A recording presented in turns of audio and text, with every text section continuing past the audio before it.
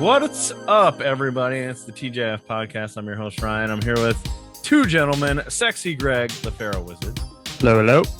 And Megastar Mark. How are you? Hey, how's everybody doing? We're talking about love today. It's the summer of love on TGIF. Oh, that's fun. Mm-hmm. The topic was Secret Admirer, but there aren't more than like two or three Secret Admirer episodes out there, which you'd think there'd be more. There aren't. So we expanded our stuff to Secret Admirer / some love stuff where there might be a love triangle or two in here. Mm-hmm. There's some breakup in here. We got some breakup going on. We ran the gamut, baby. We got it all. We Absolutely. got Frank getting real horny. We don't need a theme for that, though. Like, just randomly pick an episode. Every episode was right. The top 5 horniest Frank episodes. That needs to be a show. I feel like that first one, definitely the first episode where he's just in bed and he writes something to her. Some kind of suggestion. Right. Which kind of offends her, but then she rolls with it. So use your imagination, kiddies. Good for Frank. Yeah, good for him. I don't know. Love. I've had a weird love life. What is it? I've never. How does it work? What is this about? Well, we've already established off the air that you're a polygamist, so let's. Right, I feel like we should get that out in the open. Multiple weddings about to happen. I've never been in a love triangle or had a secret admirer. Have you guys? I guess not. I don't think that's a real thing. Like, there's this one person that I really liked, and I would send him Yu-Gi-Oh cards, and I would also send him Drew Bennett merchandise and frame WCW pictures stuff, of X-Pac. But he never responded. Yeah, frame pictures of X-Pac. He never got back to me. So maybe he just didn't know how to express his feelings in return. I think you're just being too generous now. But I would like if we continue this off the air. No, I've never been admired, and I've never admired anybody. No, it depends how you define love triangle. Love letter. The closest I could get to a love triangle in my own experiences was like, and I think this happens to everybody, so it's not unique to me, but it's like you date somebody, you break up, you date somebody new, and it's like 3 months go by, and then the ex-girlfriend calls you, or I guess texts you now, or TikToks you, or whatever it is. It says like, "Oh, I'm so jealous." Like that has happened to me before, and it's like, "Oh, you're in the rear view, lady. Come on." Yeah. That's happened. You had this goodness. Yeah. You had this awfulness. Why are you asking to do this? You want to repeat? I've seen that happen before, but yeah, no secret notes, none of that. In my 20s, I had a real habit of dating girls that my friends had crushes on. So that, I mean, not exactly a triangle, more of like a line with a solitary dot next to it. a line step, a habitual line step. Right. A habitual line stepper. Yeah. God. Certainly now I'm not anything to write home about, but I was a personable guy, and all of my friends are nerds, so they don't know how to talk to women. So they would like very solidly put them in the friend zone and then bring them to everything I was at. And you just scoop them up. Right. It's like, "Oh, this is my friend so-and-so." And I was like, "Okay, what up?" And then the next night they'd be like, "Oh, I really like her. I'm hoping, this turns into something." Really? Because I have some news for you. You're not going to like it. She's with somebody now. Yeah, right.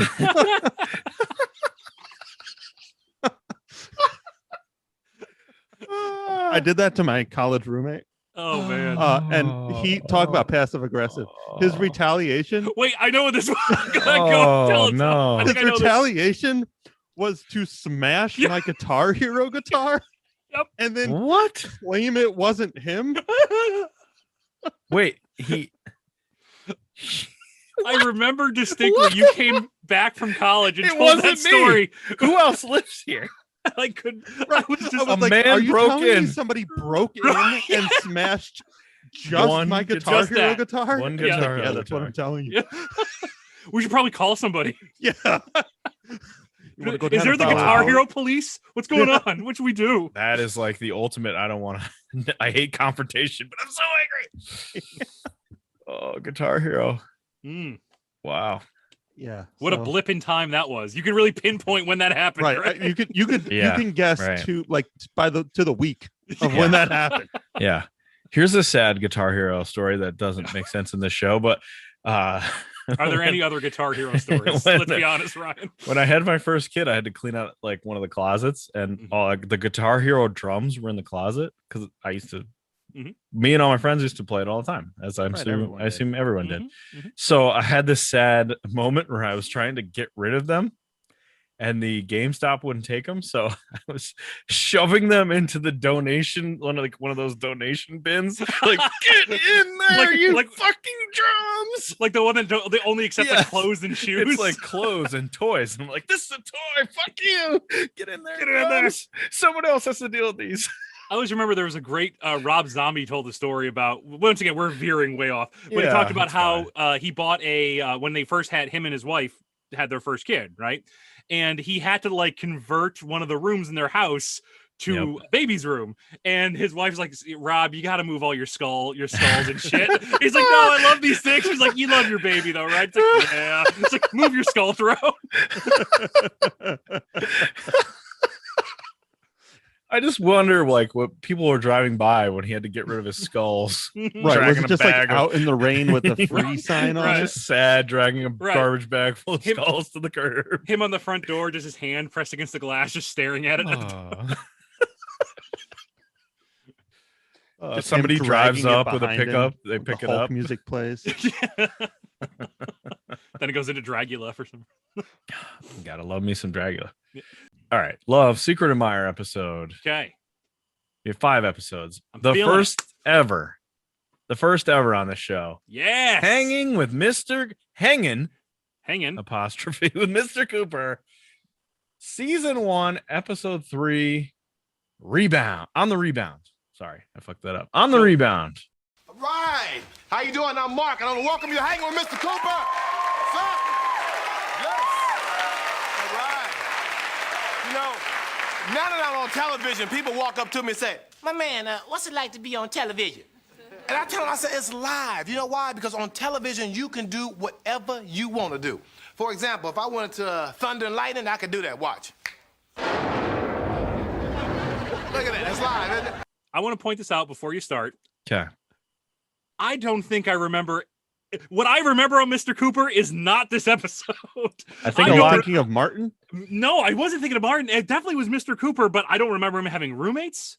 I thought he was like just strictly the basketball coach. I don't remember him having substitute teacher jobs. I don't remember any romantic like at all, like any influence there. So maybe because this is like the 3rd episode, they're just kind of feeling it out. But man, like I was like, didn't remember anybody in this other than him. There was a change at some point. Oh, yeah? Doesn't Raven Simone come in at some point as one of the characters on the show? Did you think so, yeah. I think she's just one of the kids. It's like Omar Epps kids, or whatever. Yeah, kids one of the Epps kids, Raven Simone, and then I think that's probably that girl sticks around, that white girl. Yeah. It's probably that's probably the era that you remember best. Right. Because it was probably the best version of the show. Yeah, because I really did like. And we'll get to it, but like hanging with Mr. Cooper was one of my favorites. I remember really looking forward to that every week. Yeah. I remember in 4th grade, it was my favorite show. I don't know why, but I feel like I wrote it on a poster. You know how like in 4th grade they have you make like, here are the things I like, my favorite TV show, my favorite food, all that stuff. I distinctly remember writing Hanging with Mr. Cooper down in 4th grade. 5th grade. It was 5th grade. For your life goal, did you do a podcast about TGIF with X-Pac, a picture of X-Pac behind you? Yeah, you know, and I'm really living my dreams. You really are. Absolutely. You are. The trick is to set your dreams unbelievably low. Yeah. That's a low Get out goal. of bed. Right. Brush TGIF teeth. Podcast. Didn't achieve that dream today, but one day, you know. You had the board and you were like, do a podcast. Once again, you don't even know what that is because you're in 5th grade. You're like, do a podcast about Fresh Prince, and you just erased it, sadly. You're like, it's too high. That's too good. There. That's too good. House. Okay, I'm not fresh enough for that podcast. I wanted to start early because we haven't seen Hanging with Mr. Cooper yet. So I wanted to begin early. And there's a lot of romantic episodes. So many. That's like the whole series. So I started out with this one where Mark's ex-girlfriend moves back into town and revives their passionate romance. I did not remember this. Maybe maybe this is how every episode was, but I might just have to play this show, like just play it and try to get some information on it. Mark Curry does like the Seinfeld stand-up comedy intro, but the audience is there and he like does some stuff with the set. Was this on every show or I don't remember this? I recently watched like the first couple episodes and I didn't remember that either. Yeah. Does he do that, Mark? Do you have more info than I have? I don't know. I don't remember. I mean, it's when it first started, I kind of had a vague memory of this existing, but I don't remember it being in front of every episode. So maybe it's just like, I think it was just this one. Yeah, like getting to know the guy who runs this show. I'm sure they did all these episodes back to back to back anyway, when they first started making it. So it's kind of an interesting concept because it was kind of funny. It was a little bit of funny. Right. He's a funny guy. Like Mark Curry is very funny. Mm-hmm. He's a stand-up, right? So or he was a stand-up. I don't know. So it makes sense. These jokes don't completely land for me. Where he's like showing how sitcoms work and like breaking the fourth wall and like I can do anything I want. I can make a beautiful woman come to the door, and then it doesn't work because it's a weird Hell's Angels biker. That's a dude. I don't know. I thought it was kind of fun, but. We'll see if it's in more episodes, but he's a funny guy. There's some lines in here that I'm like, oh, Mark Curry, you're doing it for me. Yep. You're doing it for me. The theme song, whenever we get to this theme song episode, which I think is going to be like a 4-hour special at this point, this one is incredible. We've got basketball. We've got ill-fitting suits. We've got bad colored suits. We've got dancing ladies. We've got feathers. We've got it all. In this theme song. Man. It's pretty good. It's very in living color. Oh, 100%. Yeah. Well, there had to have just been like all of these shows that from that era, like the sister episode. I remember Martin, as I made that joke earlier. Right. Like this R&B theme song is just it's exactly the same for all these shows. Yeah. I don't remember what the Malcolm and Eddie theme song was, but I bet you it was soulful. There was another one, Living Single. It was about like four women. Remember that one? Very similar. Yes, exactly. And, that like a bunch of young people just sort of dancing in a room with nothing behind them, like Nexus, an empty room. Parallel universe. Right.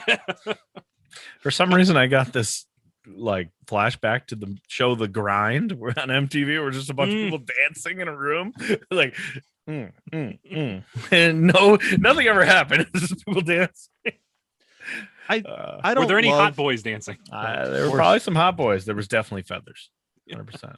I don't love like how do I want to put this? I think it's pretty cheap content to like show young people, old people things and get reactions out of them. But thinking about our entertainment back then and like relation to now, it is wild. Yeah. Oh God, yes. No, they just sort of danced, and then at the end of the show, they lined up, and everyone watched people dance. Mm-hmm. Yeah. Very bizarre. Yeah. I mean, I just mentioned about like In Living Color had like dance segments, like in between the comedy, they would just break out the dancers, and that's what you would do, and that was entertainment, right? Yeah, J-Lo was a fly girl, right? Who everyone hated, by the way. WCW. We're wrestling fans. WCW had literal dancers in between the Nitro matches. Girls. You're right. The Nitro Girls. You're right. It was the same thing. So weird. Mark wants to play hoops, but he bumps into Robin, who's his friend, who's also a teacher, and they like jab at each other, and they play one-on-one or something. He has to shoot left-handed, but she's good at basketball too. Mark talks about how he likes to watch Oprah naked. That's a weird one. It's a weird joke that keeps coming back. But it got me. I won't lie. It got me. Rule of threes, baby. It is funny because of how bizarre it is. Yeah, right. Because like Oprah notoriously wrestled with her weight. Mm-hmm. So is the joke that Mark likes larger ladies? Because that does not what's implied through the rest of the episode. Right. It's out of character for him, but like so goofy, it was funny. Like I said, I like that he kept bringing it back. I thought that was good. It's fine. Yeah, it is a real rules of three. Yeah. What are you doing? Why are you taking those clothes off? Well, I'm getting ready to watch Oprah. Yeah. Get out of the living room. If you could watch one show nude, what show would that be? Ryan, you go first. One Show nude. Yep. Right now I'm gonna go with what my my normal kick is at night. Okay. Price is Right. There you go. That's a good Naked one. Price is Right. Yep. Give me I the guess I'll Pluto go with Network. Give me Price is Right. My current go-to is Star Trek, Okay. and I feel like they have to be accepting of me because Prime Directive and everything. Right. Sure. Right. They And can't interfere with anyway. how I express myself. Right. Mm. Now, is it the original series or are you doing next gen? No, I'm watching Next Gen. I've never watched Okay. it all the way through. So Really? Oh, it's yeah. awesome, man. Wow. It's one of those things that I like. You just catch You just when it was don't, on yeah. a Saturday morning or whatever. Yeah. Yeah. But yeah, I was like, you know what? I really should buckle down and watch this. Awesome. You got to watch Deep Space Nine. I'll my get favorite. there. That's I'll the get only there. one I haven't seen, and I've Me Oh my too. god! I it's know my everyone favorite. tells me I got to watch it. I will. That's It's like it is definitely a rock fight to get to the good stuff. Like you Yeah. got to get through the shit. You're like Shawshank Redemption. You got to crawl through a tunnel of shit to get to the outside. But once you get to season 3, I Yeah. think it's 3, where you get goatee Cisco, then you're in good shape. I liked, even though a lot of people didn't. I liked Enterprise, and I know that people hate on that show. I There were some enjoyed it. good enterprises, right? It got stupid toward the end, but like a lot of shows do, it needed to end probably like a season earlier than it did. But I kind of liked the crew like not wanting to use anything because they were unsure of how it worked. Like they never used a transporter, so that eliminated a lot of like, oh, we'll just beam them up. Now they had to go get them in shuttles and shit. So it was like there's a little bit more stakes to it.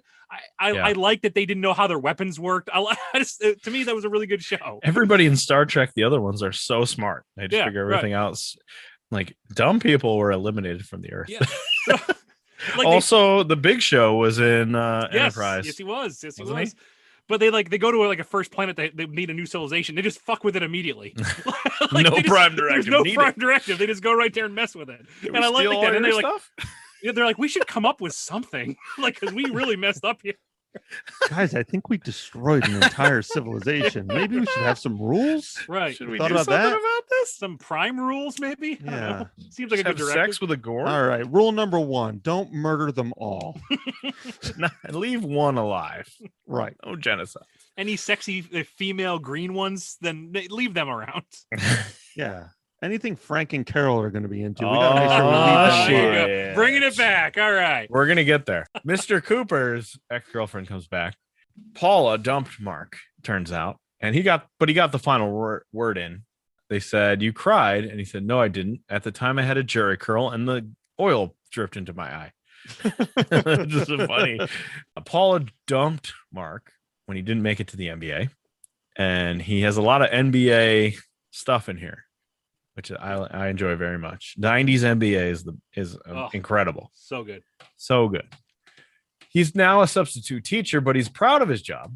He says that Paul had no effect on me when she came over. It's fine. And he pops his soda, explodes a soda, which I think is a metaphor because Paul is looking good. Mark is substituting in shop class. Paula shows up at school and she says, "It's been 3 years of therapy. I figured it out. Let me get on some Mr. Cooper." So they make out already. Yep. Make out. We get a weird scene here because Robin sees this all. She's pissed off. She goes back and tells Vanessa, and they like crap on therapy. Yeah. Was this really weird? Very to you? 90s. Like, I think ooh. this happened in another episode too. Yeah. I mean, I guess there was a stigma to therapy back then. Yeah. Now it's like, go, Every- man. Yeah. Yeah, Awesome. why Good for aren't you? Get yourself some help. Absolutely. Right. Honestly, Talk it it should out. be like mandatory that everyone goes to therapy at least once a year, right? Yeah. Not a bad idea, actually. Right? Just go. Yeah. Right. Get it out. There was this weird thing where they just equated that with insanity, and it Yeah. was just She's crazy because she Yeah. went to therapy. very outdated. Whoa. Seems like she did a proactive thing going to therapy Yeah. for 3 years. How dare she better herself? Oh my God. That did not age well. Mark and Paula are already engaged. He Mhm. comes back and she's that good. He's engaged already to his ex-girlfriend. He's in crazy debt for a ring. He's already purchased a ring. This is moving very fast.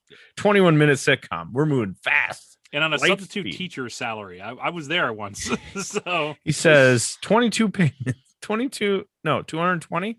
Yeah. 220 more payments. Like, Yeah. got it. Robin says, Paul's not changed at all. Like, you're going to see. And then Mr. Cooper comes in and he's wearing a brand new suit because Paul's already changing his life. And he's like, look at me, kids. I'm wearing a Pat Riley suit, a Pat Riley power suit. Good reference. Good Love reference. it. This is like the part of the show I remember, that like where he's in class, like teaching the me kids. too. Like this is Yeah. what resonated with me. I feel like they lean into that more later on I think so. because Yeah. I distinctly remember Yeah. the kids being Right, a part yes. of the show. Almost exclusively a part of the show. Like they all had their own characteristics and they were all pretty well defined. So we have this one guy, the one kid in shop class who keeps making the cutting board. Obviously, he's a thing. Like they're The- establishing him. Yes. yeah, the Gooding As like brother. Yeah. Yeah. It's like an idiot. Oh, Omar Gooding. Yeah, it's I Omar said Gooding. Omar Epps. Yeah. Yeah. I remember him from Wild and Crazy Kids. That was him, Oh. right? Yeah, right. Yeah, it was. You're right. You're right. I Really? fucking loved that show. Yeah, when that I was a a great kid. show. Well, you know, all these are on Paramount Plus, right? No, You have Paramount Plus? Does anyone I have don't know, Paramount man. Plus? Dude, I have so many fucking streaming know. services. Paramount Plus has Does it have Gut? guts? it has Guts. It has Legends of the Hidden Temple. How do I get Oh, this? Is this part of a thing, or do I have to sign up for a whole It's thing? just Paramount Plus. I think it's Ugh. its own thing. I know. I That's was what literally attracts thinking me. yesterday, like I was scrolling through all my streaming services, and I said to Which myself, can I get rid of? "How am I paying for this?" Yeah. What do I want to get rid of Like, here? Literally, I was like, "I haven't seen a charge for this Yep. ever. What credit card is getting billed for this?" My wife and I have the same thing. We split it, and none of us know which one owns what, and we don't really ever see money taken out for them. Every month, I There's- get charged for Peacock twice, and I cannot figure out how to disable. I don't know. Twice. I don't What know. the hell? And I can't Peacock's figure the out worst what one. I signed up for. Peacock is the worst. It is one definitely of the all beauty I of them. wanted to watch WrestleMania. Right. Yeah. Here's what I think happened.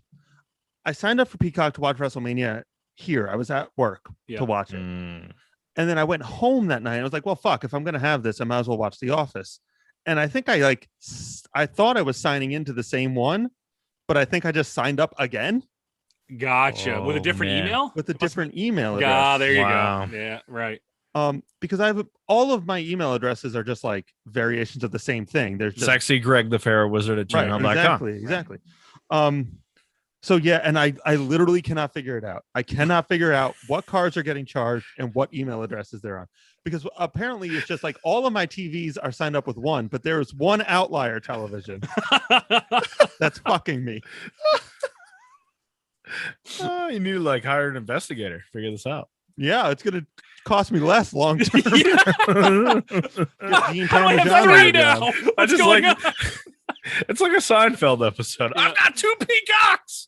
I've got two peacocks, Sherry.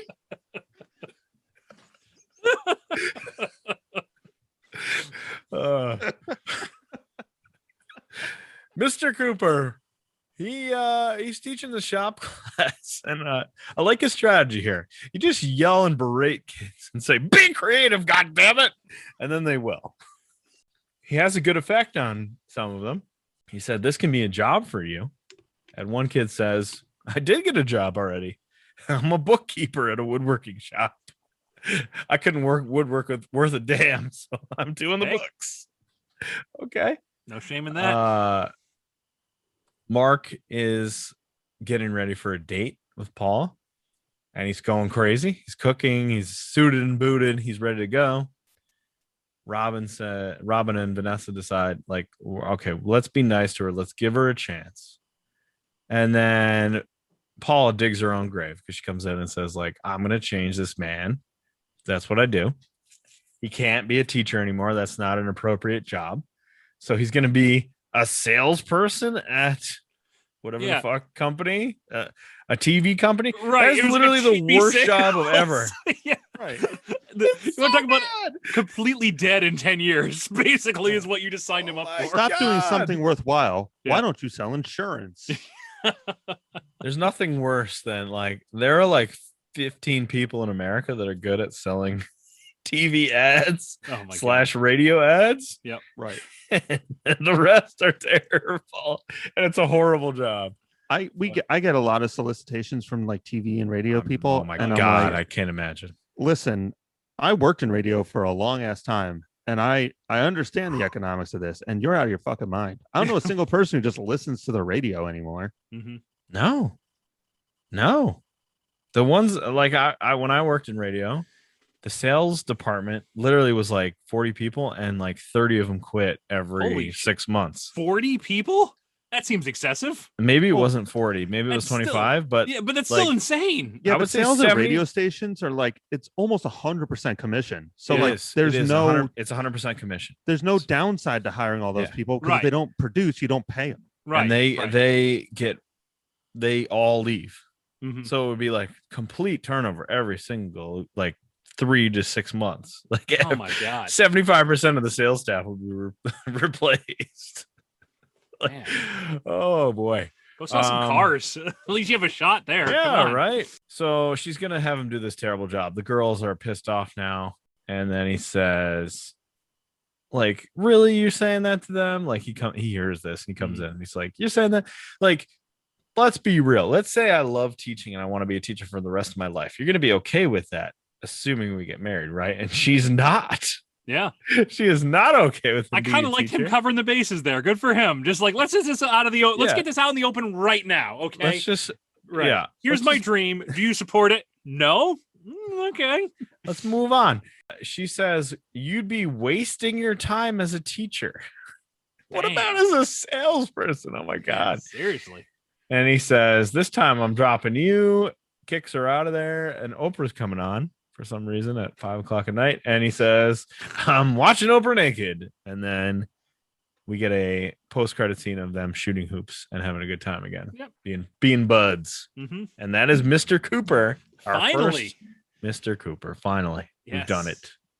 Check it off the list. Mm-hmm. I don't understand what they put a weird stigma on teachers too. It's like Yeah. like who's would be upset if I was dating someone who was a teacher? I'd be like, great, Yeah. Good. lots Insurance, of time off, retirement. good benefits, Yeah. Retirement. Yeah, that Greg can literally teach doesn't the exist class. anymore. Bring him in, be a substitute. That'd be great. That's how it works. Right? Being a substitute's Yeah. rough, but being a real teacher, nah, that's great. That's a good Yeah. job. Right. Right. I mean, it's not, they don't get paid enough. Honestly, they don't They get paid certainly enough don't. as they should, but they still get paid a decent amount of money. It's not like That's they're the reason working I stopped being. commissions. Yeah, that's the reason I stopped being a teacher, honestly, is because like the initial pay was so low. But Yeah. if you're there for a while and just the benefits of it, it was just a weird slam on teachers, like the people who Yeah. are trying to help your children and contribute to society, but Right. glamorizing TV sales, TV ad sales guy. So very strange. And like he enjoys that. Like he's trying Yeah. to mold these students and apparently doing a good job Yeah, right. Right. already in episode 3. So Mhm. I don't know. Very bizarre. Very bizarre. But that was Mr. Cooper. I like Mark Curry. I'll tell you that right Yep. now. Like him. It just the episode wasn't what I quite remember that show Yeah. being. It's too early. It is too early, and Right. but the parts that I do remember, which is like him interacting with the students, I did like. Those are like my favorite parts of this episode. Yeah. So I think if the season progresses, the show progresses, and we get more of that, I think I'll be more like into it. Didn't hate this. It just didn't wow me. Yeah, right. That's a good Sure. way to put it. Yep. It's early. It's early. I It just thought it reminded would me be of a slightly better version of that Billy show we saw. Billy. Yep. Like I thought Billy. everybody, I thought everybody was pretty good in Yeah. this. Like the supporting cast and stuff. But it was obvious that like Mark Curry's the star of the show, and he's Yeah. really charismatic, and I want to see more of him do things. 100%. I thought it was good though. We need to keep that one in a little bit of Right. order because I think We- it changes quite a bit. We need a little bit more of a sample size of that, but Yeah. from what I saw, we'll keep going. I mean, definitely more There's episodes definitely, are yeah, on slate. I would watch more of that show for sure. Step by Step is next. Season 5, Hell yeah. episode 16. We're digging into the secret admirer portion of the show.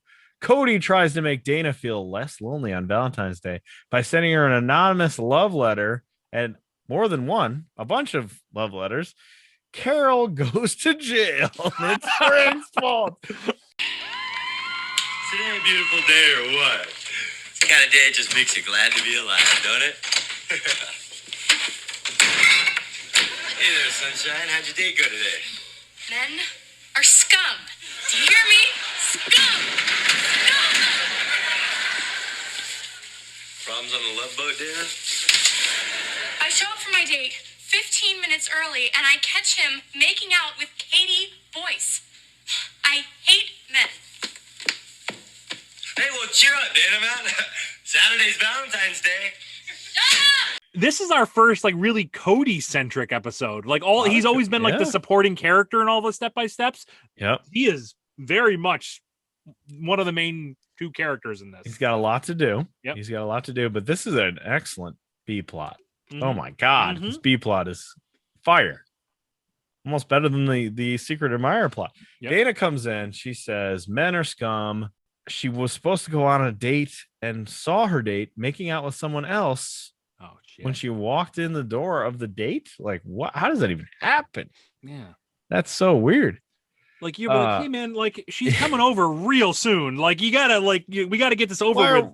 Yeah. It's just bad time management, Ryan. That's what that is. That's just What bad. You know, happened here? Dana shouldn't be with somebody like that. She needs somebody No. punctual. It's all about timing. Yes. JT, cool guy that he is. He's eating Oreos. Fucking love him in this JT episode. JT, incredible JT. In this So good. episode. So good. He's eating Oreos, and Frank comes in and he says, I got Carol this watch. It's a sweet, it's not a Rolex, but it's something of that nature. And he said, I've got this watch. And then JT's like, yo, this is a knockoff. And he's like, I know it is. I can't afford the real watch. I think it's funny that it's a real JT move to buy a fake watch for a woman and try to get in her pants. But Frank is doing it. JT recognized that shit right off the bat. He's like, I would do this. What are Yeah, you doing, right. Dad? You're supposed to be more mature than me. What And the I fuck? know it's a sitcom, but like I still get hung up by the time. Like, so his job is he's a contractor, Frank. Yeah. I think. Yes. And she runs a salon. Hairdresser, Is that yeah. still the She thing? always is. I'm pretty sure she never stops. I just don't understand like the money for like the 6 kids, where this is coming No. from on those 2 salaries. Contractor is very hit or miss. You're either rolling in it or you have no jobs. Right. So Right. And then early on, they make it seem like he has no Right. very, very little jobs. yes, right. Like he might not be that great at his job. He often is not. Yeah, he's often He's not often there. Yeah. falling through things, or Yes. like, doesn't he fall through a ceiling at one point? Mhm. I don't know. Frank tries to explain this to JT, and he's like, well, if you watch Baywatch with your wife, and JT's like, whoa, that's a terrible idea. Excellent call, JT. Mhm. It's like, you would, if your wife says, is this person hot? You would say, no, of course not. I just like the storylines. and he's like, but you're really thinking, yes, I'd sell my soul to the devil to see this woman naked. This is a good show. Frank is just incredible. We've Yep. talked about it before, but Step by Step my is definitely God. the most adult TGIF show that's out Yeah. there. Oh, for I'd sure. sell my soul to see this person naked. Incredible. Mail call. Cody comes in with a mail. He delivers some stuff to Dana. It's a guy. He quoted it as a guy hating book. Enjoy your guy hating book. And he's like, oh, it's just so happens you have a secret admirer letter in here as well. And she's like, yeah. This is all bullshit. Men are pigs. I think the book is literally called Men Are Pigs. Women are for Venus and men are pigs. I Did think Mark get like a Rush Limbaugh newsletter or something? Yeah, I think he did. I think he did. That didn't work out well. That's Boy, I feel like Mark. yeah. I feel Total- like he did grow up into something I wouldn't like. Total QAnon You think? Yeah. follower. I was thinking more of an incel, but yeah. Yeah. Oh, he's got that Beethoven the Fourth dog, and he's reading those websites, reading those conspiracies. Getting It's his getting red tiki in the torches face. ready to go. Yeah, he doesn't want to get a microchip put in him. So the secret admirer letter is read. Dana pretends like she doesn't care, but obviously she's fucking fired up about it because she thinks it's from a hot dude at a coffee shop. as we find out later. Cody immediately admits to Mark, and Brendan is let out of the basement in mothballs in this one. He got his line in. He gets got one line. scene. Yeah. That's it. Because Mark is there later by himself, right? Yep, and right. Brendan's gone. Get back in the basement, you bitch. He's gone. So he admits, like, oh yeah, I wrote that secret admirer letter to Dana to get her out of her funk. But in the other previous episodes, isn't Cody out to get a piece of Dana? Isn't he always like? I'm glad you brought that out, because I always thought that was a thing, and I did too. We haven't seen it in any of the episodes. We haven't, but I think he is. I think so too. Yeah, I'm pretty sure. Mark and Brennan are like, "Whoa, this is weird." Yeah, but okay. Carol gets her fake watch. She's thrilled. She didn't get anything for Frank. Didn't what she? The hell? Didn't she? So then he says, well, I can think of a few things. Get that Borg costume out. Let's go. I need to be assimilated tonight. Little role reversal. Yes. Carol says, like, this watch is too much. Like, we have 18 children. We're not going to have this expensive watch. This is stupid. So she goes to the mall to return the watch, and you know this is going to go bad. Yeah. And Frank he's smart about it. He's a real JT about this. He put the watch in the very expensive jeweler bag. He like got a bag and put it in there to pretend that it's from there. So she tries to return it, but no, she's trying to return it for cash. Mm-hmm. And they're like, this is fake. So they arrest her. With no receipt, by the way. No receipt. No receipt. Looking for cash. Yeah. Arrest Carol. Dana gets a 4th love letter. 4 secret admirer letters. Cody, you think 1 would have been enough? 4? And can we talk about how articulate Cody is in all of He's these a letters? Poet. He is. He takes poetry in college. He's in Dana's class. I think that's an episode where he actually like beats her in grades or something. Oh, I'd love to see that one. And she gets all pissed because he's supposed to be an idiot.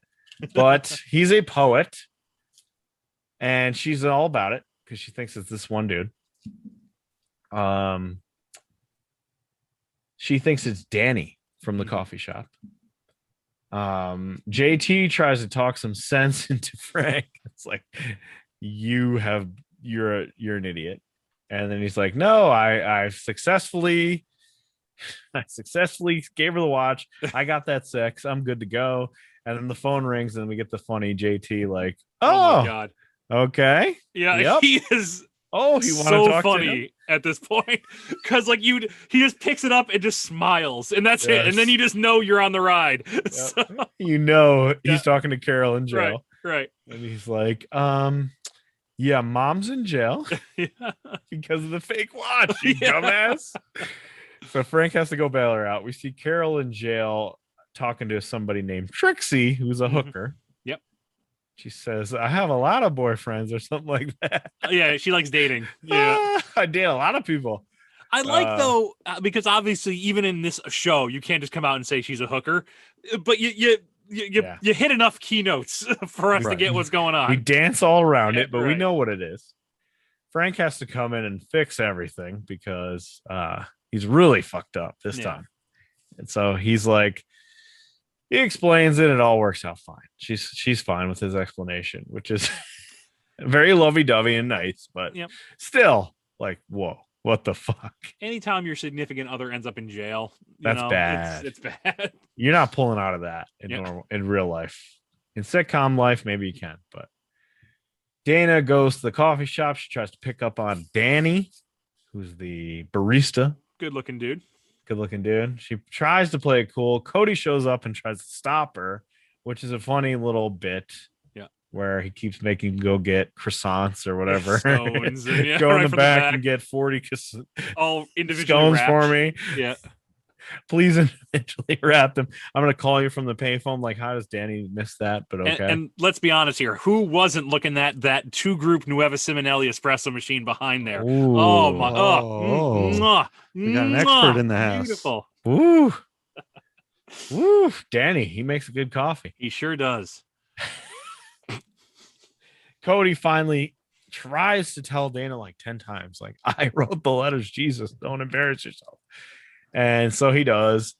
And he says, like, you need to be confident. You're one, quote, gnarly chunk of womanhood. Yep. Okay. It's awkward because I think he wants a piece of the Dana burger. Yeah. And she's going after this coffee guy. I can't tell if it was before or after this, but I'm glad, like I said, I'm so glad you mentioned that because I kept before. thinking about this. Yeah. Because she used to like make fun of him and be like, Yeah. you're an idiot. I don't want to date But then you. I thought she warmed up to him. Maybe we'll get to it in another episode. She must warm up to him at some point. So Danny just likes Dana, and he says, like, you were being weird before, but now you're cool. Yeah. Which is weird. Yeah. Clearly, feminism was holding her back. I mean, yeah, it's clearly what this is telling. A little awkward. Right. A young Mark takes notice. Yeah. Looks up from his Rush Limbaugh.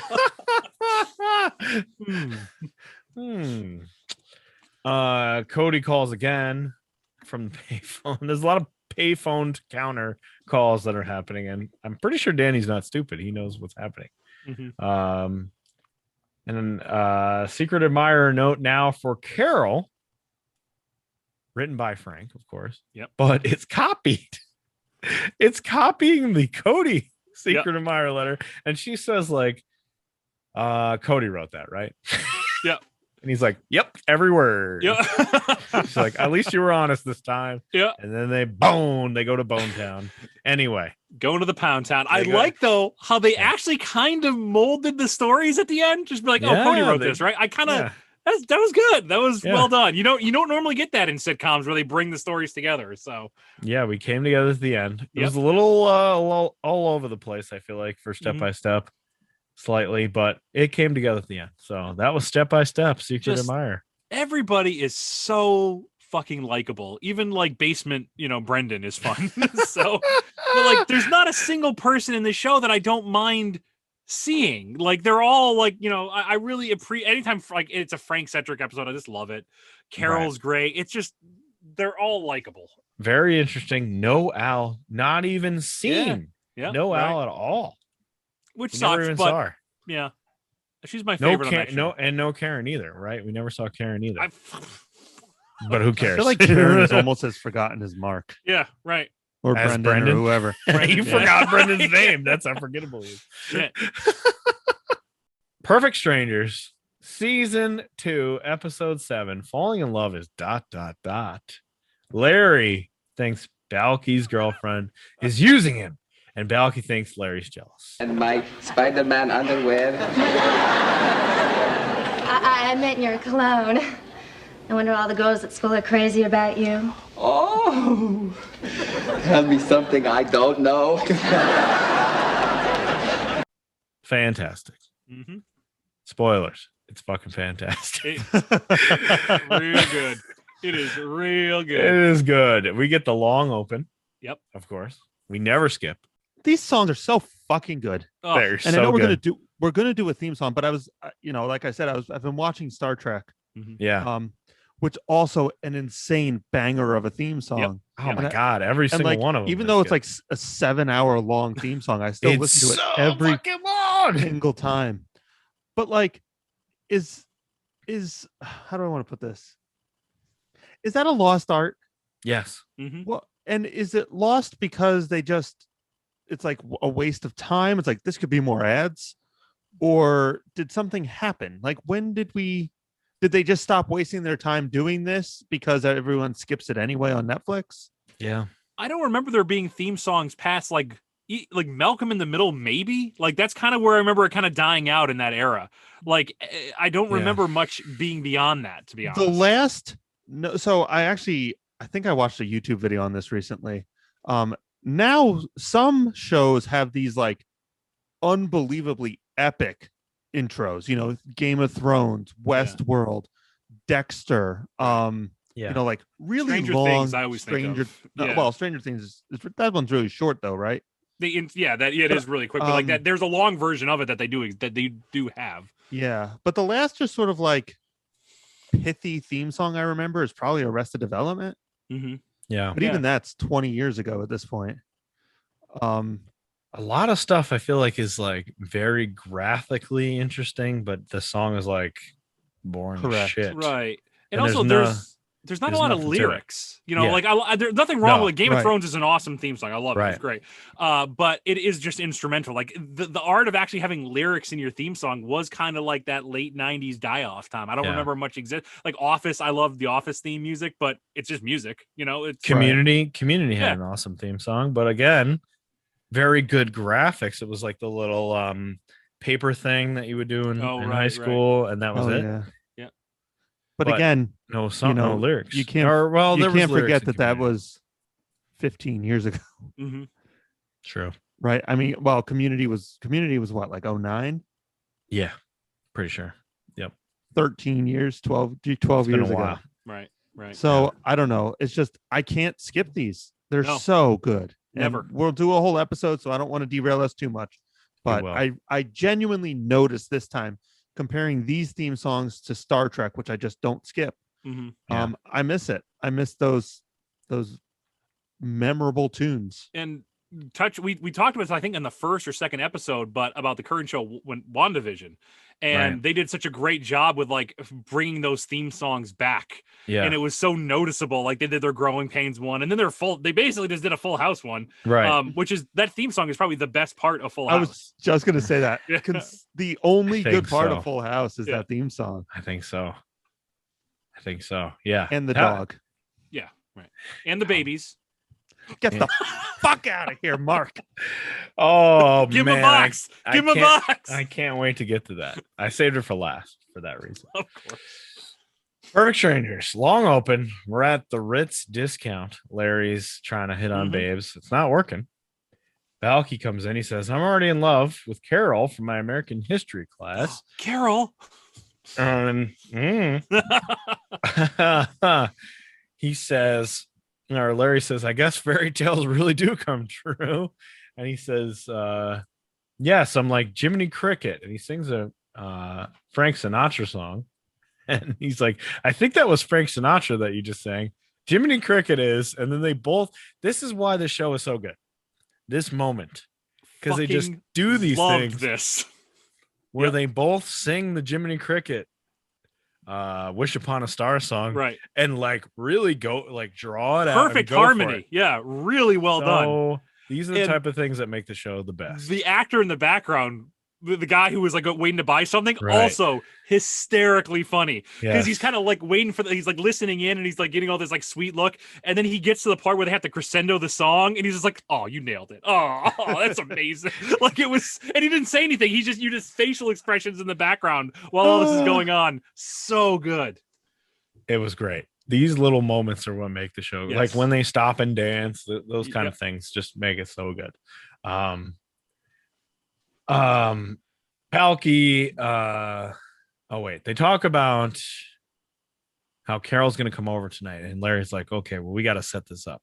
And this reminded me of college. Like, our girl's coming over, you got to get the fuck out of here, roommate. Right. We need a signal, we need all kinds of shit, so you don't interrupt this shit, which you eventually will Mhm. interrupt because it always happens that way. Then they just join in. That's fine, right? Isn't that what you guys did? So, Look, all I'm saying is I'm going to sneak in for a quick high five, Right. tag in. a celebration. Right. It's gonna be about 40 minutes. No, Yep. that's a lie. It's gonna be about 4 minutes, and then 4 you can minutes. take over. Right? It's really not that long. Like, let Yeah. the sock be. Just go have another beer, and we'll be done in a minute. Yeah, right. Who do you think I am? Come on. Yeah. I'm not Sting. I don't have the fucking tantric sex. So they have all these signals. They set it all up. Palky gets his hors d'oeuvres set up, which are ding dongs, candy corn, and wax lips. Eh, And he's like, "Love me a good wax lip."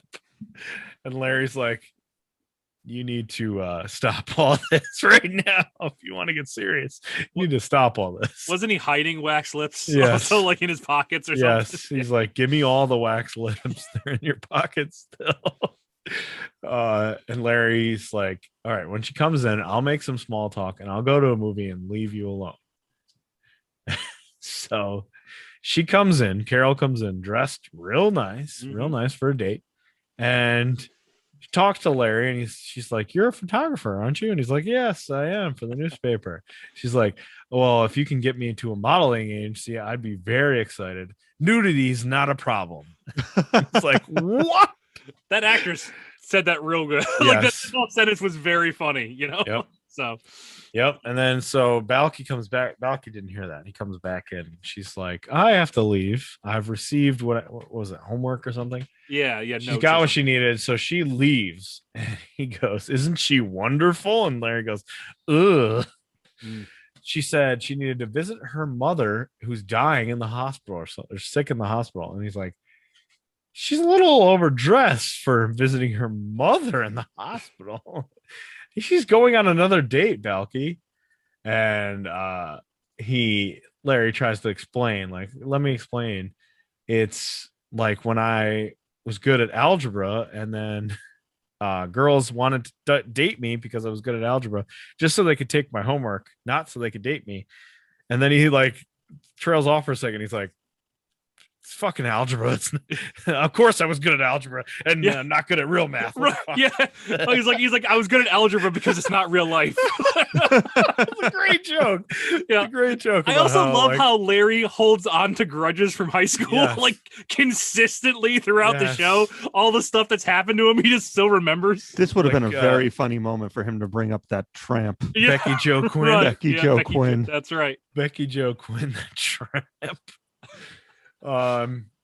Balky says, "Larry, the only reason you're saying that is because you're blue with envy."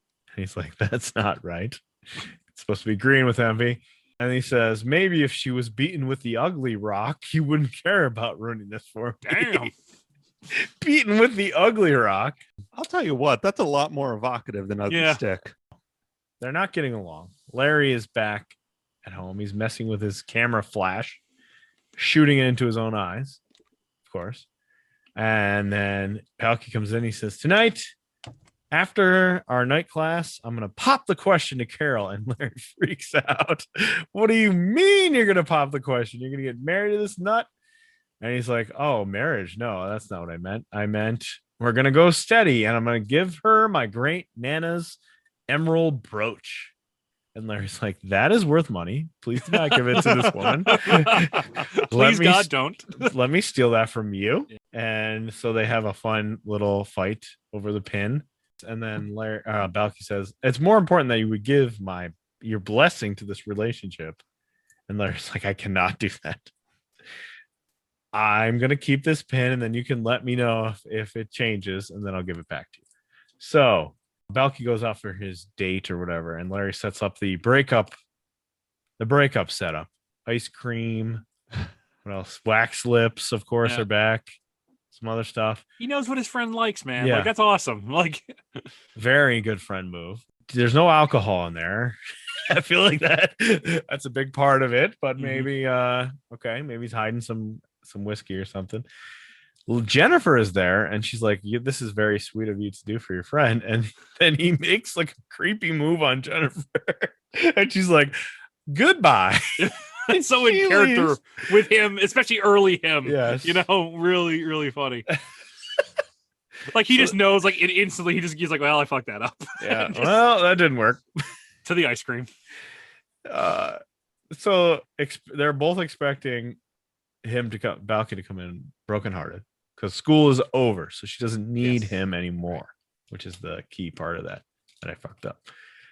So she doesn't need his studying or tests or whatever. But he comes in singing "Oh Carol" and saying, "Let's get this party started."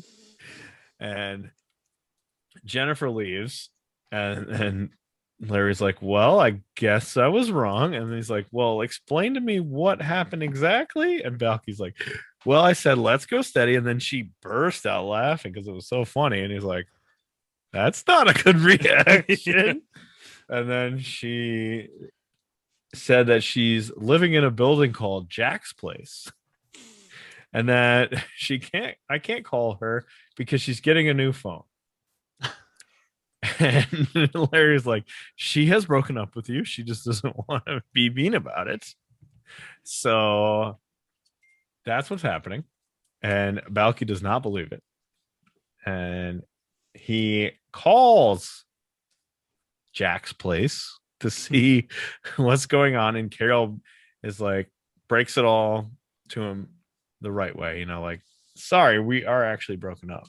Like, we're not dating. That's why I was laughing. And then Balky gets real upset, and we get the Balky bringing the heat.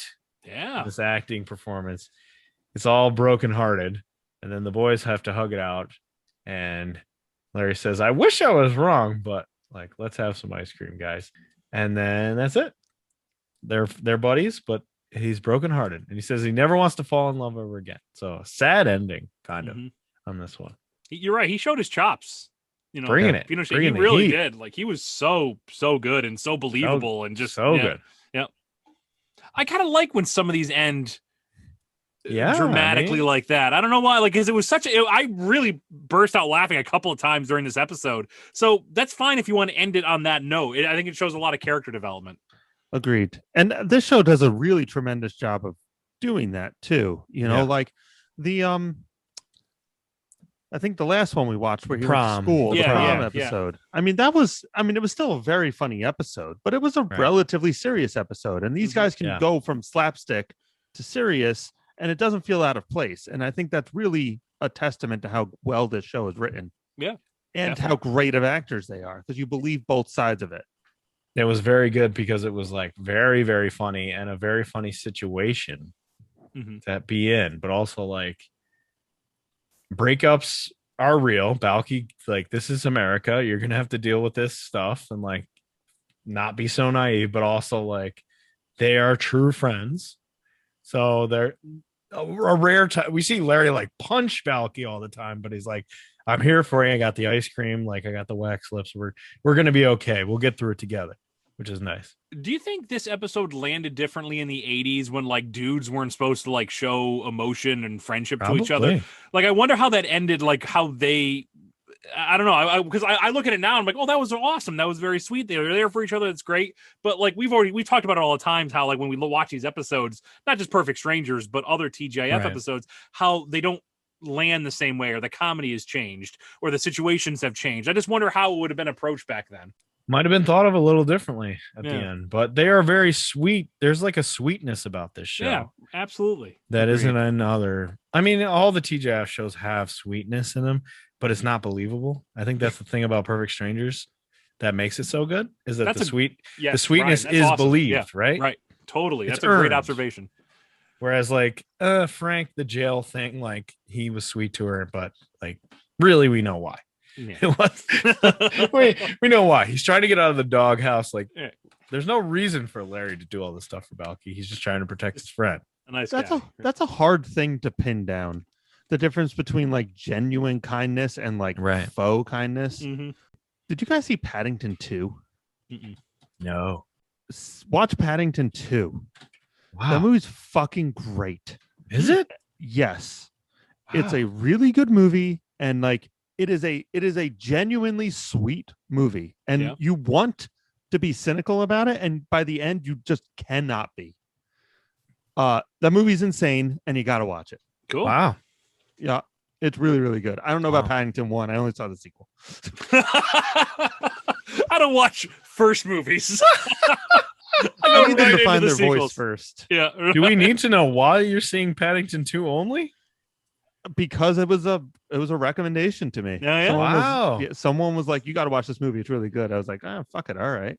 You got to watch Paddington 2. It's got to be on one of my 9 streaming services that I'll check out. So. Yeah, it was on HBO when I saw it. I do have that. I mean, at this point, it's almost become a meme. Like, people just rip on Paddington 2 and like, not rip on it, but like the sweetness, right? They play on it. But I think on Rotten Tomatoes, it's like the #1 ranked movie right now. Really? Wow. Of all time? Yeah, I think it's like over Citizen Kane. What? Paddington 2. What? Love that. Yeah, hold on. I'm looking it up. Because we all know if you rank the movies really, it's Short Circuit, Short Circuit 2, Paddington 2. Yeah. Paddington 2. It's Terminator 2. It's a 99% fresh tomato. Wow. 99. My goodness. And I don't know if it's still the #1 movie, but is it sweet like fun or like sweet like Toy Story 3? I want to kill myself. No, it's good. Sweet. It's like Okay. even the bad guys win in the end. You know, Wow. like it's just a uniquely positive movie that is fun for kids and adults. I gotta show that to my kid. Yeah, Maybe I he'll love. watch that. I mean, I genuinely love this movie, and again, it brought the same feelings out of me as watching a Perfect Strangers episode because it is genuine like kindness between these two people. Like Balky is a kind person. Right. That's one of the things I liked about Parks and Rec over The Office was the sweetness of Parks and Rec. Turning the Office dickhead thing on its head and making someone who's so sweet it's out of control. Which is because like almost everybody in the office is an asshole. Dick. Yeah, even Jim is a dick. Like, everybody's a dick. They all take turns, seemingly. Yeah. They have their moments, but just to turn that on his head in Parks and Rec, and not season 1 because she was kind of a dick in season 1, right? Right. Season 1 is just The Office in Indiana. Yeah. But season 2, where she's just too nice for everyone, is such a nice. It was such a nice breath of fresh air in a comedy. Anyway, Perfect Strangers rocks. Not news. That is not new. No, we've known that for a long time. And that's very early on to be that good. Yeah, season 2. I mean, season 2, they you're didn't even have girlfriends at the time. Like, you know, like that. I always remember them with those 2 girls. So didn't even establish at this point. Right. It's already nailing it. Anyway, Boy Meets World, season 5, episode 16. Torn between 2 lovers, feeling like a fool, Corey must choose between 2 girls. Okay. Now I'm going to ask you a very important question. Who's got the better, who's got the perfume going? Who do you see yourself? Oh, you mean... Well, there's only one Topanga, and she's got the with the rah-rah and the hockety-hockety. Oh, yeah. But there's nothing like being inside Lauren's jacket. What? Just pour the beans. What I like about this is this was before like 2 episodes we've already seen. The Halloween one, dancing all around this breakup, and now we've gotten it. That we got like the beginning of it now. And literally, my Disney Plus is like, you have watched season 5, episode 4, 6, 8, 10, 11, 12, like everything around this except for 16. That's good. Now it completes the story. Yes, so now we kind of know what's happening. This is our Phantom Menace. We needed this. Were you excited for Phantom Menace? I know this is a digression, but oh my god, I was in line to buy tickets ahead of time. And then, how quickly did you realize it was a piece of shit? How quickly? Years. It took a while. Yeah, I would say you were like delusional, like, oh man, Jar Jar, this is good. I really want this to be good so badly. Like when Phantom Menace came out, I mean, I am like a 100% Star Wars nerd. Oh yeah, of course, me too. Like, it's easy to make fun of it, but realistically, it's just like I just want to see a lightsaber, man. Let's see some lightsaber fights. Let's talk about the Force and see some lightsabers. Which you got. Right. Let's talk about the dark side. Now, I mean, now I'm actually kind of burnt out on it, but that's a whole different thing. Yes. I'll do a whole different. We could do a whole other podcast. Yeah, that's Star Wars. Right. But yeah, when Phantom Menace came out, I had everything. I even collected the like Mountain Dew fucking Jar Jar on a can shit. What? Yeah. And I would venture to say that it wasn't until probably seeing the second movie for the 4th or 5th time that I was like, wait a minute, these suck. I think this might be bad. The first time you're let down, I think Phantom Menace was the first time I was let down by a movie. Because like you're real like, yes, it's Ninja Turtles 2 and I'm all in and I'm gonna go to the pizza party and like I don't remember this. Yeah, what was the first movie that you're like, yes, and then you go and it sucks. Ty and I actually talk about this on our Show Dogs review of Bad Movie Fridays. I forget what I said, but I think I might have said Star Wars. Really? It's gotta be your biggest disappointment. Yeah. Did I tell you about the very little fun tidbit about Show Dogs? Go ahead, please. So in that review, Ty and I said Show Dogs was the movie that would teach kids that movies could be bad. But the crazy thing is, the writer of Show Dogs retweeted us. What? Yeah. Yes. So like, kids, you gotta learn, kids. That's my job in the world. I don't know if he just saw that someone had done a review of probably. Movie Hero and was like, retweet. Right, Yes. right. Dog's getting some attention, baby. Yeah. I'll show you, mom. Yeah. oh no. But like, if he actually watched I like to believe that he watched the video and was like, yeah, you're right. You're right. It was bad. Yeah, that is going to show kids. I'm the worst. I have seen writers and directors do that though, who said like maybe like the studio got a hold of it and turned it into something that they didn't want it to. So it's like they're warning. Yeah, like the guy who did the Fantastic Four horrible movie that came out. Oh, Josh Trank. Yeah, right. And talked about how the original. He was like shitting on the movie before it even came out. Right, right. This movie sucks. I love that movie. I've yet to see it, but it's super weird. It's bad, but like. It like tries something genuinely interesting. There's one movie, and then everything changes to the second movie. Yes. I heard that. Yes, I heard hair. Right? Doesn't her hair change? Yeah, it's like very obvious. Huh. The thing is, like, they hired an indie director to make this big budget movie, and then he made an indie movie where it shows how horrible it would be to be a superhero whose body changes. Mm-hmm. It's like, it really is like low level body horror. Yeah. Right. And you just know that Sony was like, what the fuck have you done? Yeah. We already have contracts with Burger King. We're going to put this rock monster on a fucking Big Mac. We don't want him to be fucking Why is sad. he screaming the whole movie? It's like the Venture Brothers with the Fantastic Four, the one who was always on fire and screaming. No, it genuinely is that. It's like, what would it be like if your whole body got turned into rocks? Yeah, right. Bad. Yeah. And he made an interesting body horror movie, and Sony panicked. Mm-hmm. And was like, we does gotta not have reshoot good this. track record though. We need to send him to a planet and have him fight a guy. Can he be screaming the entire time? Oh my god! Like, seriously, there's like, they like scream. Yeah, that's not good in a movie. Yeah. Anyway, that movie's great. You should watch. What's the good Josh Trank movie? Because he made a good one before that. He made right? Chronicle. That's it. Oh yeah, I like Chronicle actually. Which I did like. Yeah. Going back to the Star Wars real quick. Yeah, let's go back to that. First Star Wars movie I had ever seen was Phantom Menace in the theater. I went with a friend of ours, Drew, and he I was not into Star Wars growing up. He always was. He's like, hey man, he was so pumped up about it. And I remember like halfway through, I'm like, what the fuck is this? I was not interested at all. I'm like, there's this like annoying, like I really got he walked out, he's like, no. You gotta watch the first three. They're really good. Like they're really good. Trust. And then like I think later that week I did watch like the other three on VHS, and I'm like, all right, these are fucking awesome. Like they're really good. So I hung out. I hung it through it, and not that the prequels got much better, but not really, not as bad. I distinctly remember when they were underwater. Do you remember that? And the Gungan thing, and I'm like, I turned to him like, what the fuck? He's like, bad.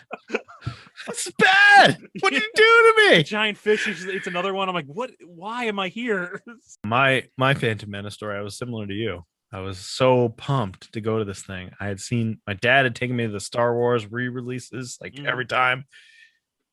And we go, me and him. It's our thing, right? He grew up in the like 60s and 70s. He likes Star Wars. I like Star Wars. Let's do it together. He's asleep. He's passed the fuck out in the first movie, like 20 minutes in. And I wake him up like, you're missing it, Dad. Like a stupid kid. And he's like, yeah, it's okay. Came back to sleep. Slept through the rest of the movie. See, I have a horrible. That's a great way to put it. Because here's the thing: I am such a huge Ghostbusters fan. Like I love that, and I have this fear that this new one. I'm hoping it's good. I'm hoping it's good, but I have a feeling I'm going to sit down like next to my daughter and we're going to watch it, and I'm just going to be bored, and that would break my heart to finally get Ghostbusters 3 and not care. Because I've been wanting that for decades, and I'm right? nervous. I'm nervous. I'm very nervous. I hope.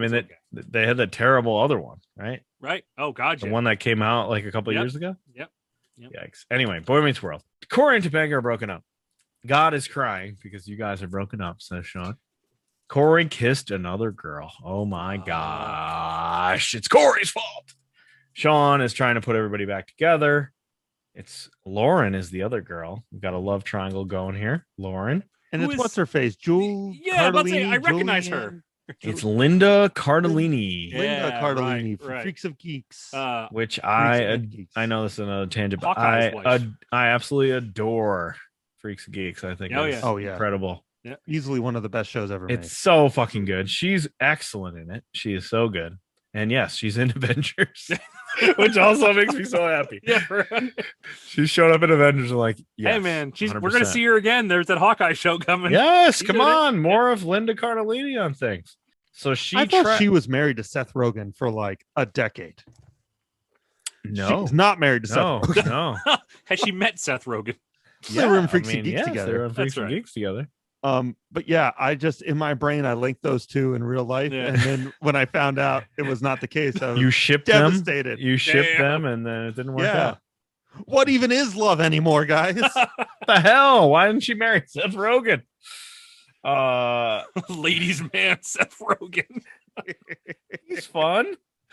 Oh, I love Seth Rogen. He is one of my favorites. He's a good Twitter follow, that's for sure. He makes some funny movies sometimes, sometimes not. He makes like sometimes 3/4 of a funny movie. So Oh yeah, that's looking Judd, at you knocked up. That's Judd Apatow. That's the Judd Apatow That is, classic. yeah, you're very right. Yeah. Banger of an intro, Oh my Banger God. beginning, real slow middle, and a Yeah. wet fart of an ending. Bad endings, but Although I tried to watch The King of Staten Island. Yeah. Pete Davidson can fuck right off. He is so unbelievably obnoxious. Ooh, that's a take. I mean, people love holy him. People shit. love. He's big dick energy, isn't he? Isn't that where it comes from? From Is that- him? Oh my god, I couldn't. He's big dick possibly energy. Imagine. I don't he's know. certainly a dick. What a gig on SNL. Like, don't be a character ever. Just come on Just- SNL. Yeah, and right.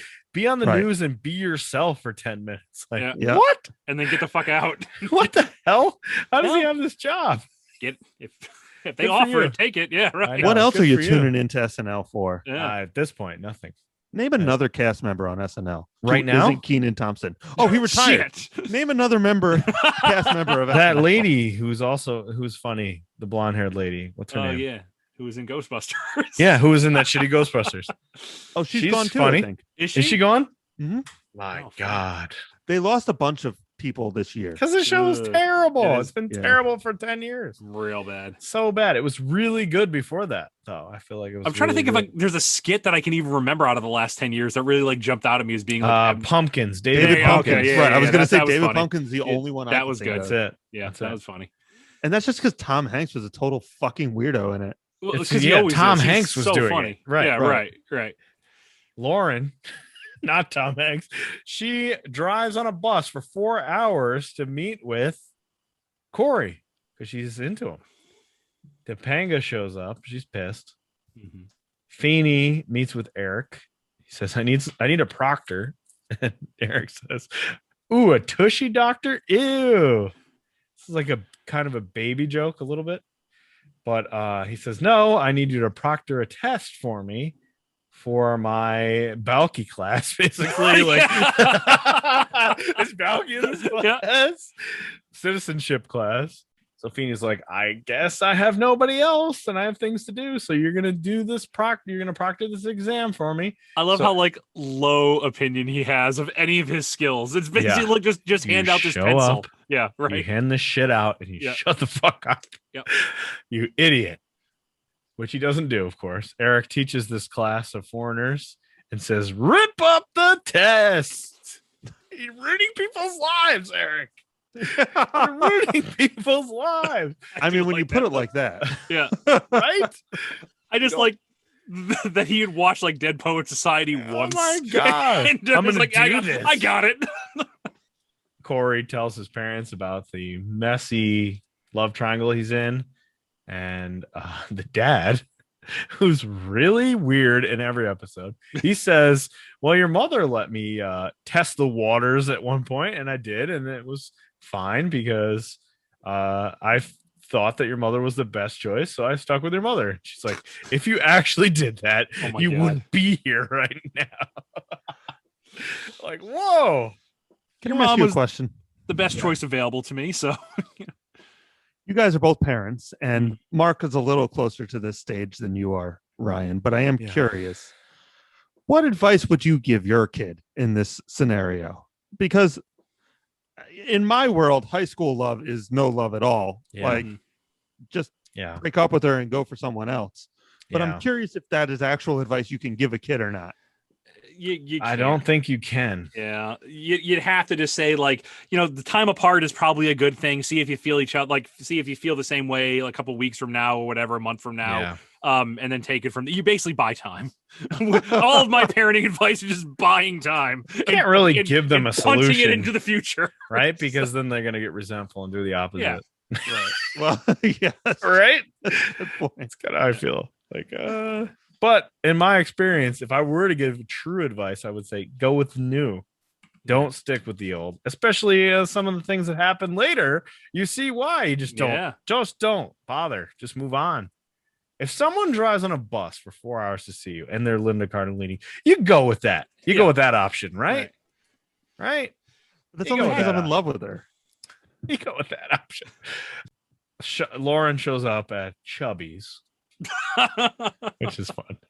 Chubby's. Because I forgot that was a place that they went to. It kind of goes away after a while, but you need in these shows, you need a place to hang out. So they hang out at Chubby's. So Sean's like, you're Yoko Ono, Lauren, get the fuck out of here.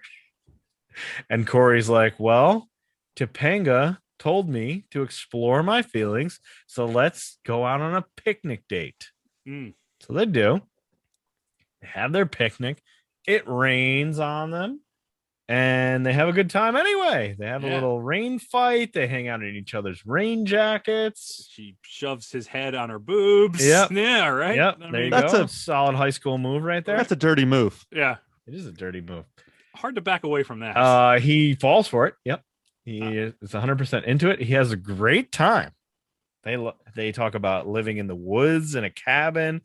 Doesn't sound like that much fun, but he was into it. Okay, fine. He shows up at Sean's apartment, and they have to do the, of course, sitcom jelly bean scale thing, which I think has been done before. It's like, there's a scale just hanging out, like they're not drug dealers or anything. Yeah. So, let me just break out my old timey scale, Corey. Yeah. I've got it right here. Hold on, I got to dust it off. There we go. Let me get that. Yeah, let me just clean that up real quick. If anyone's doing it, Sean's doing it, right? Come on. I mean, he became a full-blown alcoholic in after like about 1 second. 12 minutes. Yeah, right. 10 minutes. The liquor touched his lips and he turned into an alcoholic. Yep. But anyway, they do the jelly bean scale thing. And there's a funny moment where they do the dirty part of the jelly bean scale, which is like, in the real world, this is the first thing you're going to. Right. They're like, so does she have the ha-ha-ha-has and the ooh-oohs? And then they dirty laugh, and it's kind of funny. And then he's like, well, I guess I decided I can't live without Topanga. Why? Yeah. I don't get it. But he can't live without Topanga. So then we see Eric teaching everyone pop culture instead of citizenship. And yep, common thing to say. Yep. Feeney walks in to check out what's going on and says, what the fuck are you doing? And he says, no, I'm teaching them. I'm doing the Dead Poets Society. I'm teaching them pop culture, but so that they learn American history. And then they show that they do. Corey meets with Topanga at Chubby's and goes for a big speech about why they should be together and why his testing of the waters wasn't that big of a deal and it's all fine. And she's like, you tested the waters, so you're out. And she breaks up with him and leaves. And he's like, wait, you told me to do it and then report back to you what I thought. Yeah, and very I did confusing that. lesson. And now you lied. So what the fuck? Very funny, but very sad, I guess. Corey and Topanga broken up, and then Eric's citizen. We can't leave it on that. We can't leave it on a sad note. So Eric's class passes their test, and Feeney says, like, see, you know what I feel like as a teacher now, I guess. And that's it. That's Boy Meets World. Ups and downs. Yep. A lot of downs. Sure. Mm-hmm. I thought ups and downs. I thought Sean was very funny in this episode. You know, Yeah. His like, I don't know how to reconcile you two breaking up shtick is actually kind of funny. Like it's him funny popping now, up, but yeah. like 5 episodes from now when he was still doing it, I feel like, okay, come on, guy. Right. You need to get your shit straight here, Sean. Come on. This whole premise was just very stupid to me. Yeah. Boy Meets World has a lot of dumb premises. Like, oh, sure. I think the actors are funny. Yes. Like I think their line delivery is almost always on point. Mm-hmm. But I think the lines they are delivering are universally stupid. Every problem they have in the show could be solved instantaneously. Oh, 100%. Right. And I remember like the Thanksgiving episode very specifically thinking that was the big example of that. Yeah. I hated the moral of that episode. Right. I thought it was so poorly written. Like they wrote a good episode and somehow missed their own point. Mm-hmm. Right. I don't mind because like touching on Perfect Strangers, how they had a little bit of drama at the end, you know, and it got serious. I don't mind that in these shows. Like Boy Meets World got very serious at the end when Corey and Topanga broke up, but it didn't land for me as much. And I like these characters, but maybe it's because I know like this is just like they're going to get back like 5 episodes later because we've seen it, but it just didn't feel like it had any impact to me. It just, you know, I also one thing I do like though is what was her name? Lauren, the other girl? Yes, Lauren. Okay. I like that the parents and even Sean was like, I like her. She's nice. She's good. Yeah. Because like that, at least to me, that's real. That's like, yeah, just because there's another girl around doesn't make her like a bitch. Doesn't make her like, you know, trying to ruin everything. There could be just equally good people out there. Like that's fine. Right. So I thought that was a nice little touch of realism, but the ending kind of fell flat a little bit for me. Like I think they got, Greg, kind of what you're saying. Like the message got confused. Like she wanted him to go, but she didn't because he took the opportunity, even though she told him to, but it was a test. And I'm kind of like, oh, Topanga, like, why would you even put him in that position? That seemed like a dick move. Right. One, just talk it out. Yeah. Like it's be solved very quickly by saying, just don't go. Yeah. Right. Yeah. Like I'm not cool with this. No, I don't like this at all. Yeah. Or don't go. She should know right away. Be like, if you're not sure about this, then maybe we're not right for each other. There you go. Like her saying no, go and try. All that did was extend the episode because the conversation they were having right then was essentially the same conversation they were going to have at the end of the episode. Right.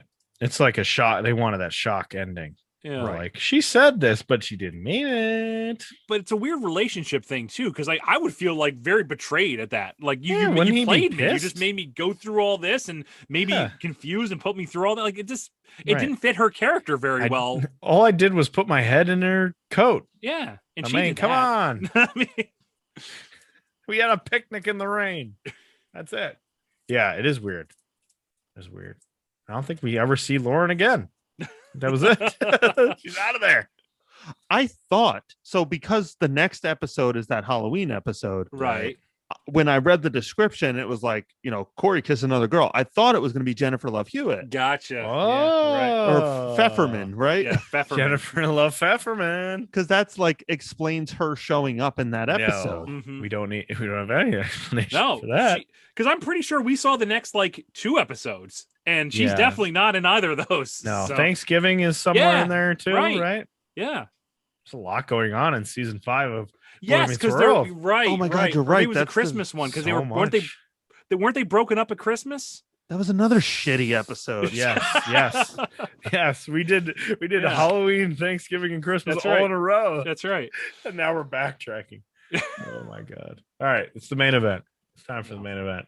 Fuck my life. Wow, season 4, episode 11, Secret Admirer. If it doesn't do it right now, it will never do it. An unsigned love note causes nearly everyone in the Tanner family to believe he or she has a secret admirer. Okay, come on, everybody, lend a hand. It's time for the first annual Tanner Family Quality Time Barbecue. Come on, let's go, everybody in line. Oh, this is great. It's like one big love train. People around the world, join hands. Start a love train. A love train. Great, I'll be the caboose. Joey, stop. You want to be the caboose? That's Woo, just baby. in case people missed. Catch us up. In case people missed last week, Yeah. And let's last just month. quickly go over the impetus for this. Last month, sorry. The impetus of this episode was we've watched 5, not including this one, 5 episodes of Full House, I think. Something like that. 4 or 5. Sounds right. And every single one of them has been utter dog shit. I mean, bottom of the barrel, worst stuff I've ever seen. Always in last place. Yeah, always. Right. Just the straight up downtown worst. Doesn't matter. The drizzling Terrible. shits. So while we were doing the recording last time, I looked it up to find out what it's like. Well, there's got to be a good episode, right? You know, like everything. Sometimes a dog's sun shines on a dog's ass sometimes, right? Twice a day. Is that how it goes? Yeah, I don't know what the phrase is, but we're going to use that. A dog sets its a dog's asshole sun shines rays on it twice a day. Put that on a poster and hang it in your house. Yeah, that's our first T-shirt. So this episode was our first T-shirt. That made me think of just a shirt that says "It's our first T-shirt" on it in letters. Would also be funny. It's our first T-shirt.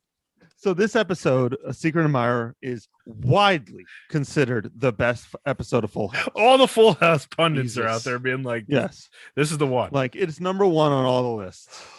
Oh boy. And I mean, I don't want to spoil anything. Mark really hated this episode. Fucking he did. I'll get to it, and I have reasons, but oh my god. Anyway, take us off. I don't totally have that opinion. Wow. Have we? Okay. I can't wait. Take to it hear. away, Ryan. We'll take it away. Jesse and Michelle talk about Oreos.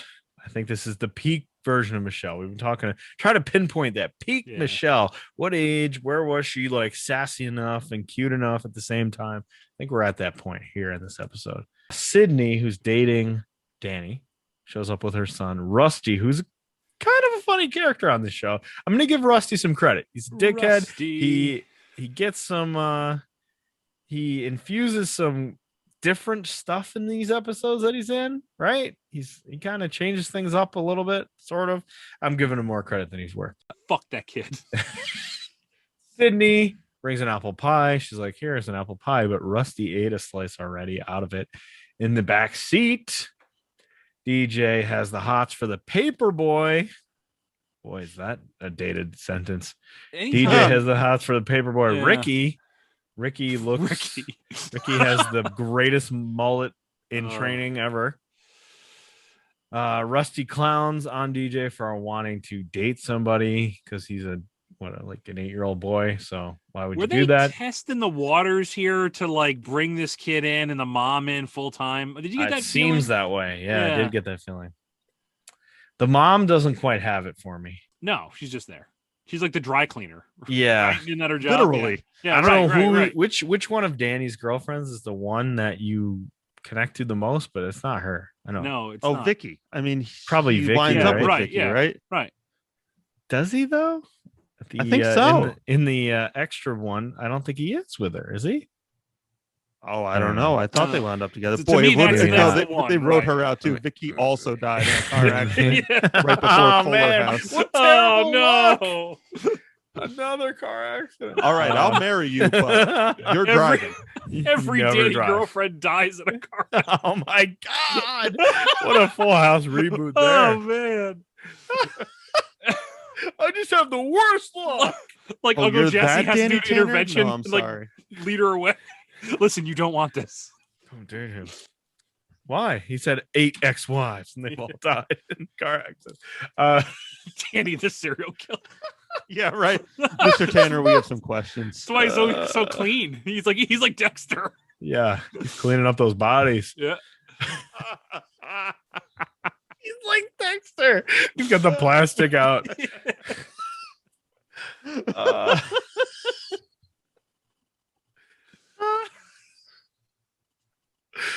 Michelle walks in on Rusty typing on a typewriter. Because, of course, he's typing a letter on a typewriter because Ricky the Paperboy is supposed to give a love letter to DJ to really fuck her up. Okay.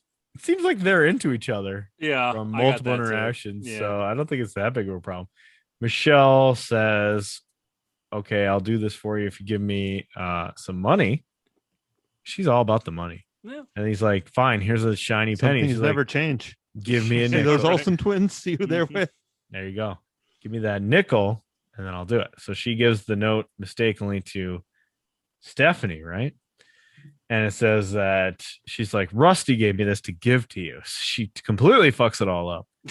And Stephanie's like, that's disgusting. He's a pig. I don't want to get this letter. So she gives it back, puts it in the laundry, which Joey gives to Sydney because she does everybody's laundry because she's a dry cleaner. And he's like, I put a note in there for you, assuming because of his clothes situation or whatever. And no, it's the love letter. So she reads the love letter and she's like, Joey's. And we get this is where we get the first like narration voiceover. Inner monologue, which has never been done in the show before. Now let's give it to everybody in this episode. Everybody, even this lady gets one. Yeah. She's like, Joey's in love with me? Oh my God. So gross. Weird. And then Danny's outside spraying air freshener outside because he's such a Dexter. He's got to clean up after those dead bodies. Oh, Danny, you're such a Dexter. Becky. Hey, girls, lay out this plastic tarp real quick. Yeah. See how many can get on there. I bet we can get one more. Does this rag smell like ether?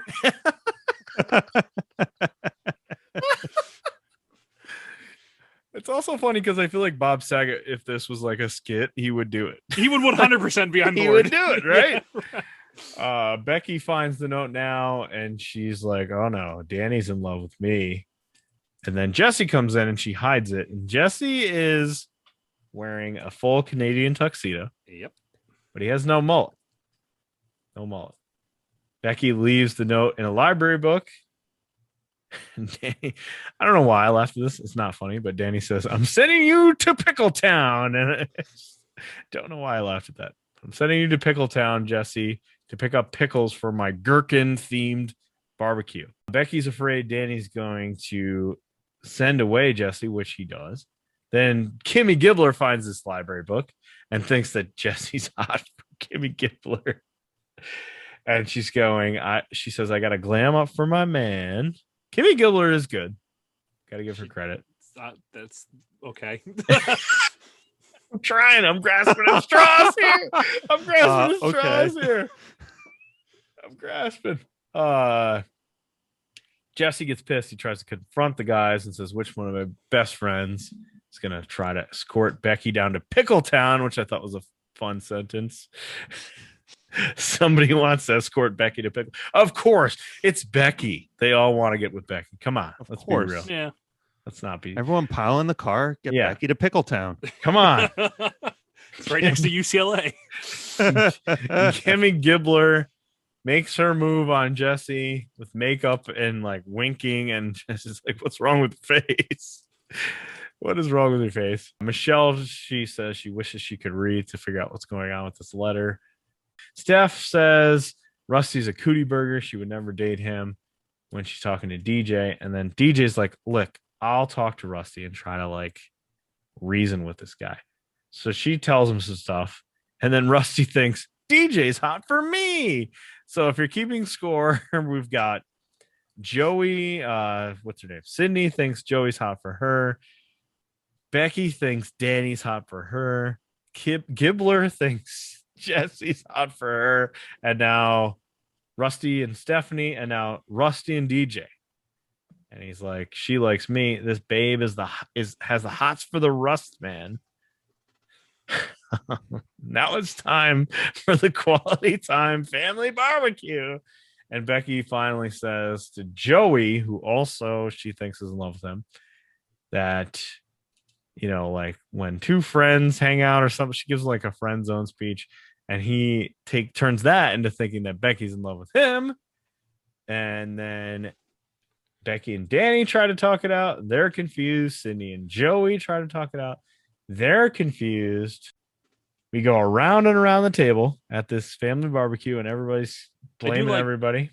I do like, by the way, that we have an appearance of the Nexus backyard, which can be indeterminate space again.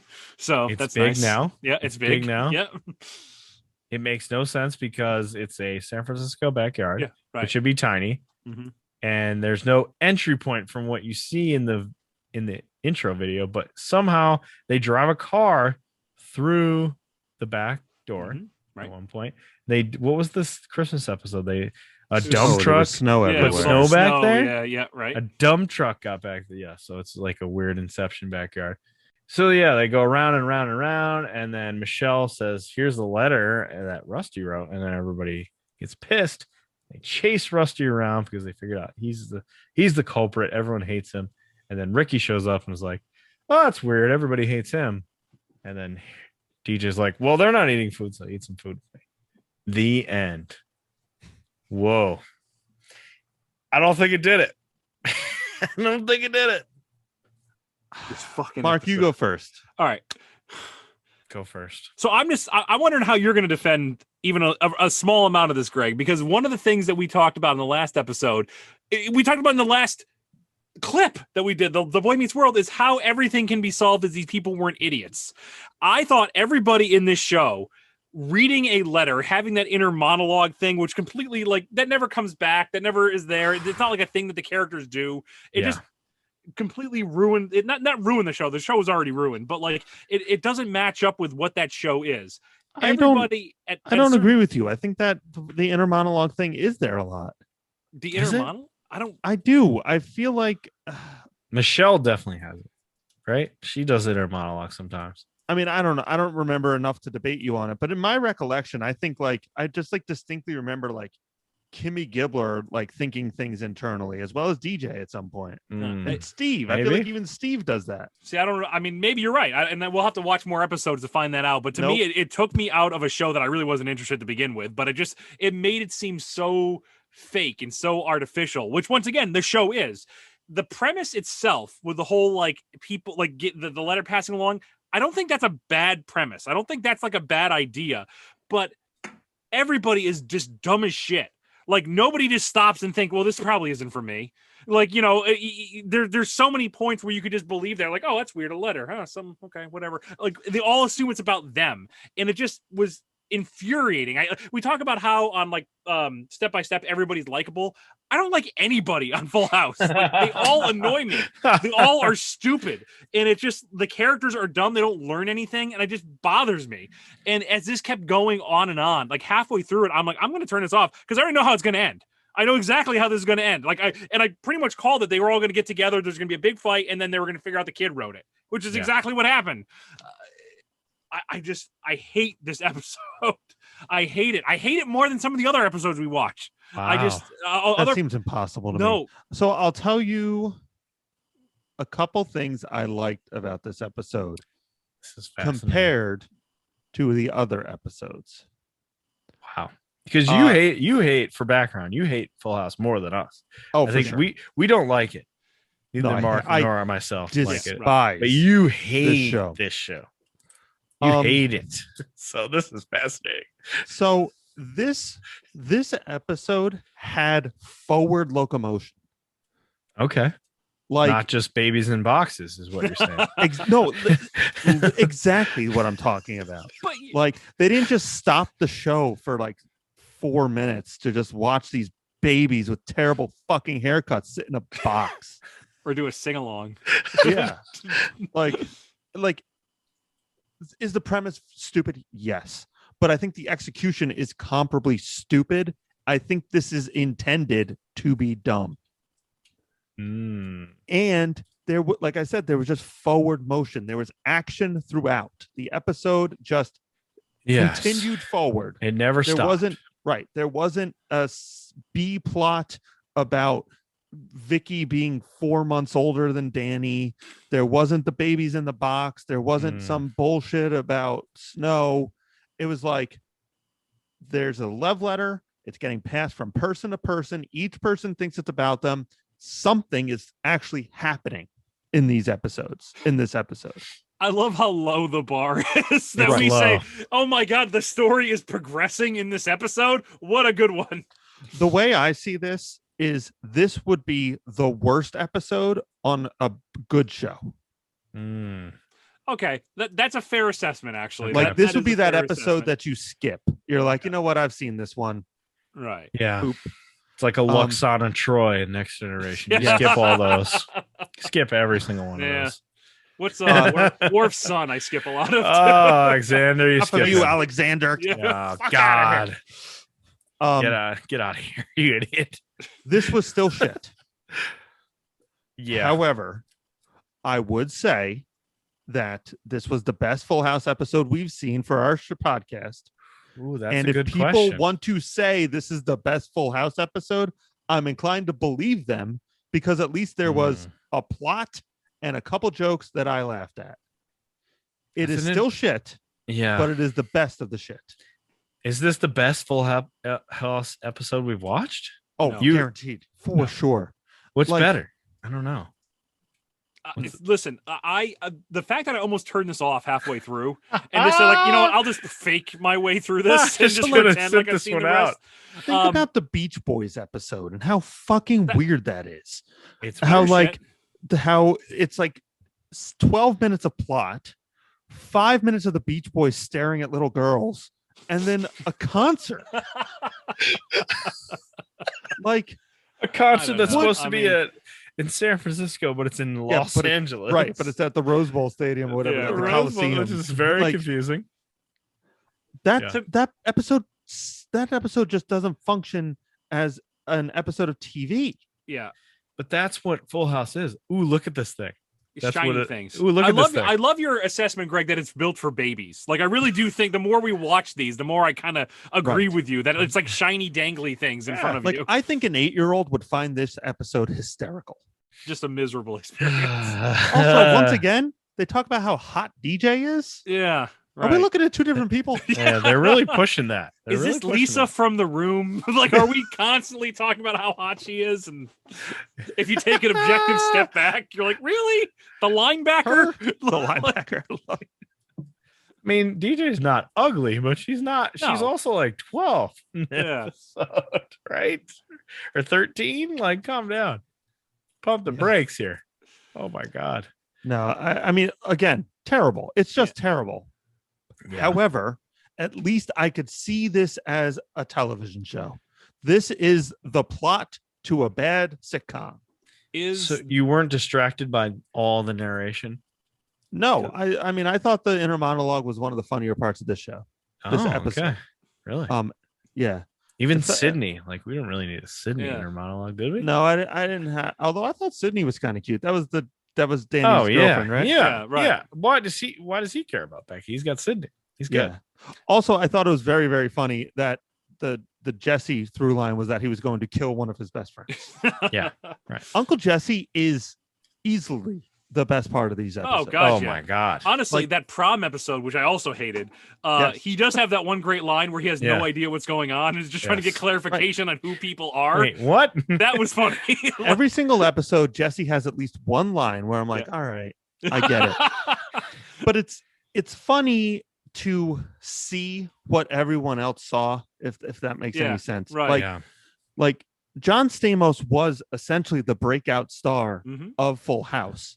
Right. And now, as we're watching this dumb show for idiots, I can be like, well, the one shining light is Uncle You were right Jesse's. about So about it makes sense that he Yeah. was the one that became a thing. Right. Right.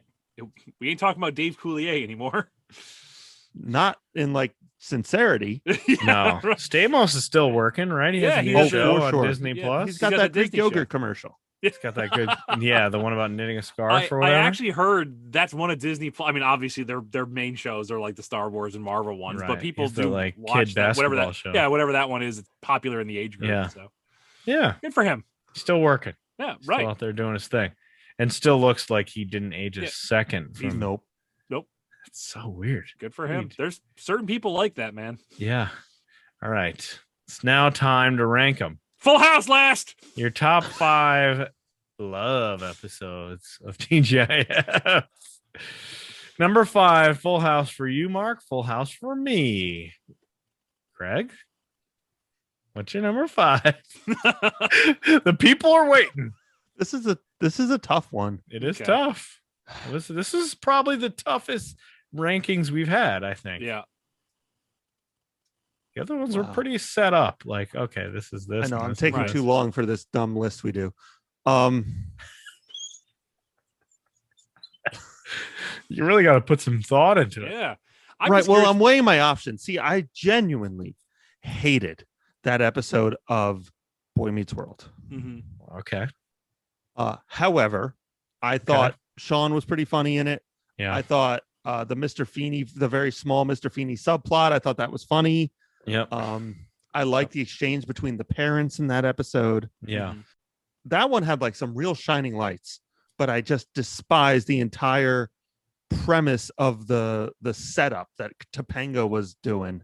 It's like it's one of those episodes where all of your protagonists look like assholes. Yeah. Yeah. Right. We don't like anybody So now. why do that? Drama. Especially it goes against like what their characters have been built up for 4 years. Right. It just seems real dumb. Right. I'm gonna Game of say Boy Thrones. Meets World. I Okay. feel like that episode is not in the spirit of that show. Okay. That's a good way to put it. Like nobody seems to act the way they should act or how they've been written up to that point. Right. You know. They're just doing it to cause like you to watch next week. Right. That's what it feels And like. my gut tells me, and this is, I Just mean, fine. I'm purely speculating here, is that these writers didn't know what to do with these kids now that they're teenagers. Probably. Like Mm-hmm. when Boy Meets World happened, it was about a young boy trying to figure out how to be a kid. You know, Right. he was what, 12?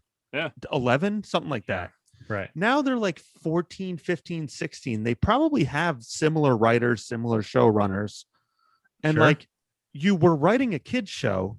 Now you're writing a show for teenagers. What do you do with that? They probably just don't know how to do that. And I remember like the build up for like Corey and Topanga to actually be together was like a full season. Like they spent a long time on that. And Yeah. then what do? Well, let's just break them up. That'll get us another Right. half a season. Right, Like, you know, right. that's Which is easy, always easy. terrible. You know, It like is. that's the worst part about The Office in that final Yeah. season. Is like, no, literally nobody watches this show to see Jim and Pam fight. Yeah. Like they're the anchor of the show. Their relationship is the anchor of the show. And I get it. You've had 9 seasons and you're out of ideas, but Yeah. that's like the one thing you just don't fuck with. I'm gonna go out here and say The Office sucks in the last like 2 seasons. It's It's very bad. Andy bad. as the boss Absolutely. is Oh, God. stupid. absolutely. I hate Sucks. Aaron. I hate their relationship. I hate Mhm. Nelly. I hate sucks. all of it. And there's The like last there's, like, episode- funny jokes. It's still great Yeah, right. There's writers funny jokes making in there. funny jokes. But the last episode is okay, but the Last- Yeah. last season That's all. bad. That's all fan service though. That last Yeah. episode, like they couldn't fuck that up. So Although Yeah. I'm still throwing it out there. The fact that Michael was only in that episode for like 3 lines. yeah, He had right. almost no lines. That's Right. like the biggest missed opportunity I've slap in the ever face. Right. It was like a cameo. Right. Almost. Oh, great! You're standing up in front of the crowd now. You know, at the wedding. That's about it. It Right. almost says nothing. And there has to be something going on with that episode that like people don't know. Behind Yeah. the scenes shit. Right. Yeah. Like, was Steve Carell just like that?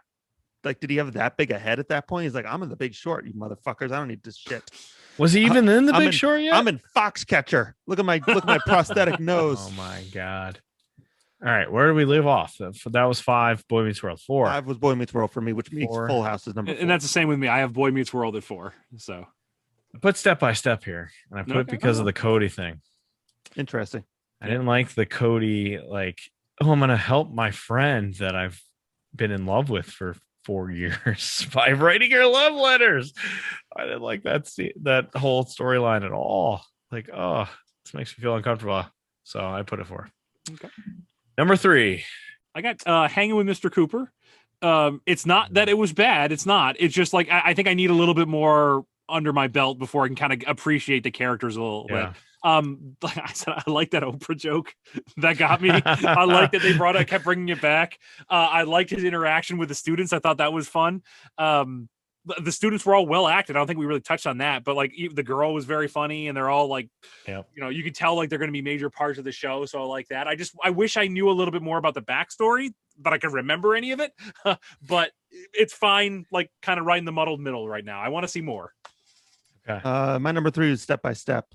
Mostly because honestly, I kind of just don't remember this episode very well. Yeah. Like I watched it a week ago, and I barely have anything to talk about with it. It was just kind of a whatever forgettable. episode for me. It's a forgettable one. Yeah. Number 3 for me, Boy Meets World, because it's awkward, but I think it's a little better than Step by Step.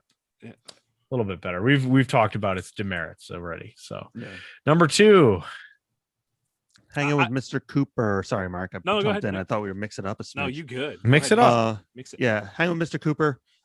Not a particularly strong episode in my opinion, especially from my recollection. Right. But it was the 3rd episode. Yeah. You could see some nuggets. Mark Curry, very charming. I liked his roommates. I liked his interaction with the kids. I kind of like the moral of it. I like that he was proud of being a teacher. Like, with the backstory of being in the NBA and not making it, and then like helping people, helping kids. I thought it was good. I thought it was just like a good moral of a story. Yeah. So yeah, I was saying Mr. Cooper, not great, but some moments. I also like, before I forget, I like that he wasn't an idiot. Like he recognized what was being done to him and like, oh, fuck that. Like I got to back out of this because this isn't good for me.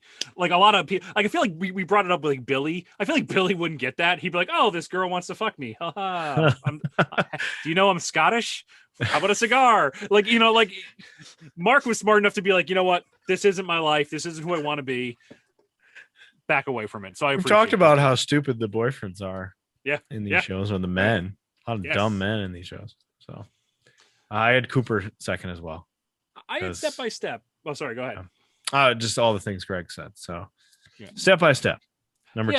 I liked it. I think I liked it a little bit more than you guys did. I did like the Cody, to me, like a Cody centric episode at this point, really appealed to me. I like that he was smarter than he always leads himself on to be. That's true. I thought that was fun. The Frank and JT was JT is great. He was just hysterical, like that, where he just gets the phone call and he just smiles, and that's it. No words, just smiling because he knows what's happening, what's gonna like come up next. Very well done. I Step by Step is always like my above average show that we watch. I don't think I've ever had it number 1, but it's always like 3-2-1 for me, or 3-2 for me. And you had brought up a few episodes ago about Family Matters. How was it Laura has some pieces of her parents, like she puts in her acting, and I thought it was funny that like JT and Frank are a lot more similar than you think. Like Frank is a mature adult, but not really. Yeah. And JT is like, you're just as creepy as I am. Mm-hmm. Like I am going to call you out. So that is good. And number 1, unanimous. Yeah, it's Perfect Strangers, of course. 100% is nailed it. Absolutely nailed it. That I just hard to it beat wasn't that. even that much of a joke, but like them singing together was so good. Well done. I went back and I watched it again. I thought that was great. What a great moment. Perfect Strangers is the only show that we watch as a group that I watched also for fun. In continuation for fun. It is so genuinely good, and I'm starting to get to the point where we've had literally no bad episodes. No. But I feel like Perfect Strangers is kind of lost in time. Like it is not 100%. It is not to a everyone show else? people talk about. Nope. It's not a Seinfeld or a Friends or a Cheers or a MASH. And I'm not saying Perfect Strangers is as good as MASH. MASH is a really good show. But like this show is transcendent, honestly. It has real heart, very funny characters, great acting, good physical comedy, good situational comedy, compelling plots. It's so hard to get all those things in one show too. Like if you think about it, it's so hard to get physical comedy combined with smart jokes, combined with heart, combined with insanity, Yeah. And it's like legitimately 2 people, maybe 4 sometimes doing all of it. Actors who believe their characters, I think, is one of the best things you can say about that. They are both so invested in who they are, and like the little quirks, like we talked about, having Larry like constantly obsessed with his high school life, and like that to me is, and they keep it going. Like every episode will have that where he always recollects on something, and he was such a nerd or such a dork, and it affects who he is today. Like I love that. I love seeing like where somebody was and how it evolved into who they are. Just great. Genuinely associate with Larry. Because like I'm frequently right. but I'm always an asshole about it. And like having to reconcile those two things is legitimately difficult for me. So to watch him also struggle, I'm not really making a joke here. Like, Right. It resonates with me. Like He really is a feel real like Larry would be me in a comedy. He's a real person, and he's really fleshed out. Both of them are. Even though as wacky and crazy as they are at their like craziness, they're still real people. Both of them. Go ahead, Mark. No, but I like the actors and actresses they bring on for one shots. Like the girl was very well done. Like I thought she did that character extremely well. She was, you just knew within the first time she spoke, like what type of character this was, and it was what she had great written lines. She delivered them very funny. Yeah, you're right. They do nail that a lot of times. On the last one that we had the teacher. Yeah, right. Who just nailed that whole thing. Yep. And then we've had the bosses who are like perfectly done. Yep. At times. Yeah. Yep. What we're heaping mounds of sugar on this show, so I'll throw a little salt in there just to keep it real. I will tell you something that I've appreciated less as I get older. The Balky doesn't understand things thing doesn't really resonate with me. You know, like this episode seemed really thick with the fucked up the non sequiturs thing. Right. Beat her with an ugly rock, or what was Blue with envy. Blue with envy. Right. There's a lot of that. I get it. And it was the 80s, so like casual xenophobia was kind of okay. But like at the end of the day, like it kind of paints Balky not as naive, but as an idiot sometimes. And that's just simply not his character.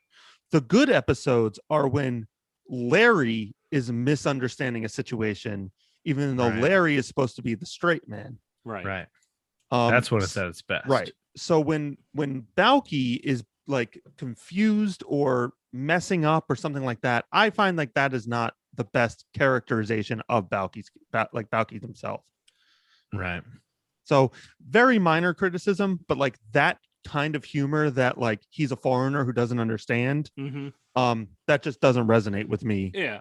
As an adult, I think that's a staple of its time, though. Too, you had what was it on Taxi? You had Kaufman's character, same thing, foreigner who doesn't understand, and but he was like everyone loved him. That was like his Kafka, and everyone loved Balky. And as a kid, his like no way Jose and like stuff like that, like which is a real phrase, but that type of thing that definitely resonated with me when I was younger. Yep. But now it's just sort of like, I think we can be better than this. Yeah. And I'm not trying to be like woke culture on this. That's not what I'm saying. I'm just saying that I think those jokes are cheap, and I think they are a mischaracterization of Balky. Right, especially on that show that did not need like those type of like the jokes that are just there landed anyway, so you didn't need it. But that's pulling in the Full House of it all, right? Yes, I feel like those jokes are there for to pull the John Q public in to actually see how good the show is. Maybe good observation. Right? Yeah, I like that. And they can put that in a promo. Like, the promo, look how dumb this foreigner is. And then you go watch it and you're like, oh, well, actually, no. Those two men are expressing emotions. They love each other, these two men. Time to go to my Rush Limbaugh newsletter. Mark Foster. All right. Oh, we all agree at the top, but we were very different on the other all five. Over the place. I like that. It's good. All right.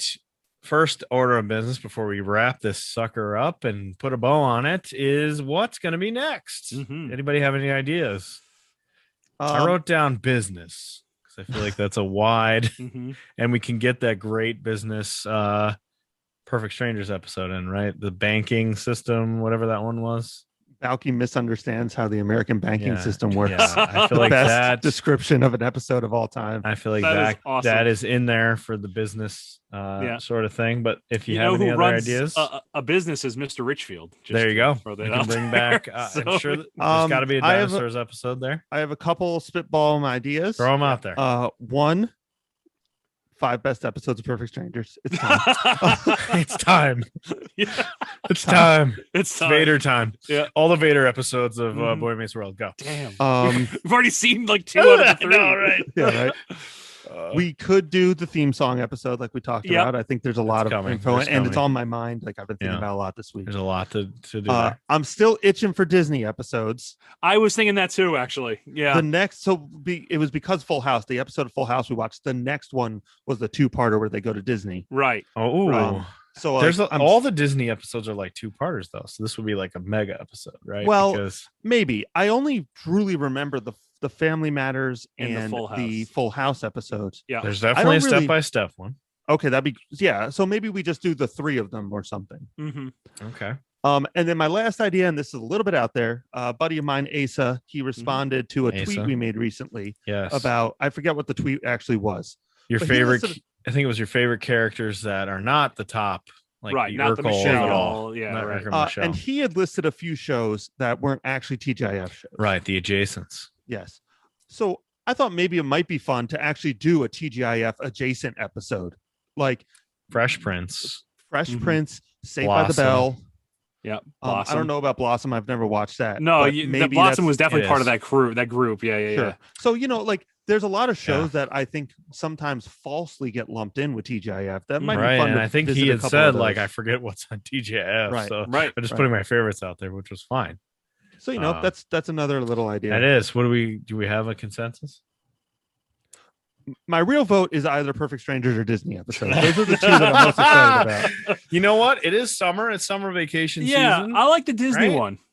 Yeah. Do we do Disney? Yeah, I think there's enough there too where it's going to be entertaining to see it like on site type of stuff. These are big episodes. And I really like Disney World, very specifically Disney World. Like I'm not a huge Disney nut. Then we got a lot to talk about. I love Disney World. And at that time, seeing those characters go to Disney, a place that I loved and remember fondly, and like you got to see like new rides and stuff like that. I very specifically remember that at one point, so in MGM Studios, I'm sure I'll elaborate on this.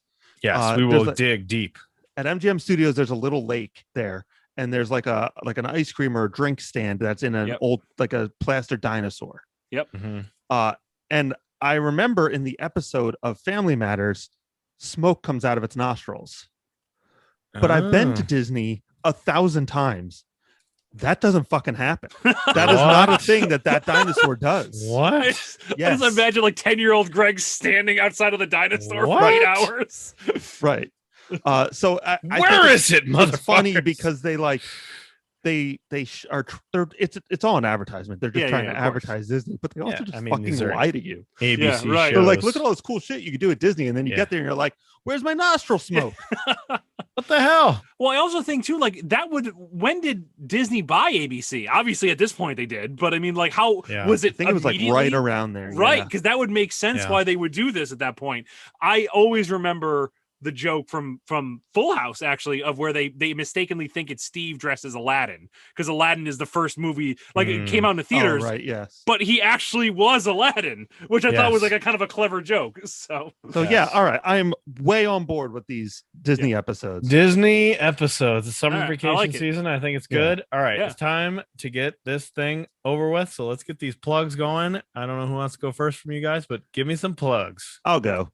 I am Killer Greg. You can find me at Killer Greg 17 on Twitter. Ty and I have restarted Bad Movie Friday again. We most recently saw the Spirit sequel, a CGI movie about a horse who may or may not be in love with a little girl. So you can find that on our YouTube. Was it made? I might have to go watch this right now. As soon as was it made in Japan? Just out of curiosity. It was not. Okay. The second after I click stop, I'm gonna have to see that. So Spirit, I forget what the surname is. With the Heart of a Stallion. I don't know if that's what it is, but anyway, Spirit again. Okay. So Bad Movie Friday is back. Sometimes you can catch me on stream Tuesday afternoons at 2:00. Idiots with Mics. /twitch.something. I don't fucking know. Google it. Yes, you can find it. This is Megastar Mark. You can follow me at Megastar Mark on the tweet machines. I am still keeping at WCWTF Podcast going strong, and our Twitter account at WCWTF Podcast. I've been really having a lot of fun going through some Etsy stuff. There's it's great. So many handmade Sting stuff. Even like I said, even if you don't listen or watch wrestling, if you just want to see what people have a lot of time on their hands and what they make, puppets and all sorts of crazy stuff, give us a follow. It's really fun. I got to figure a new wrestler to portray. I'm running out of Sid pictures. So if anybody has any ideas of who they want to see a lot of for like 6 weeks, it's got to be Stevie Ray would be next on the list. Oh, yeah. Good old Duke of Thunder. Yeah. So give us a follow on that. We appreciate. You can all the only show so interaction. many pictures of him standing there watching Booker T. Staring befuddled. Oh, Now he's that- good, right? He's Now a that lot is better a than me, Twitter. right? Stevie Ray watching Whoa. Booker T. Whoa, he's good. Oh my god, he got his leg up and not everything. good. I'm not that good.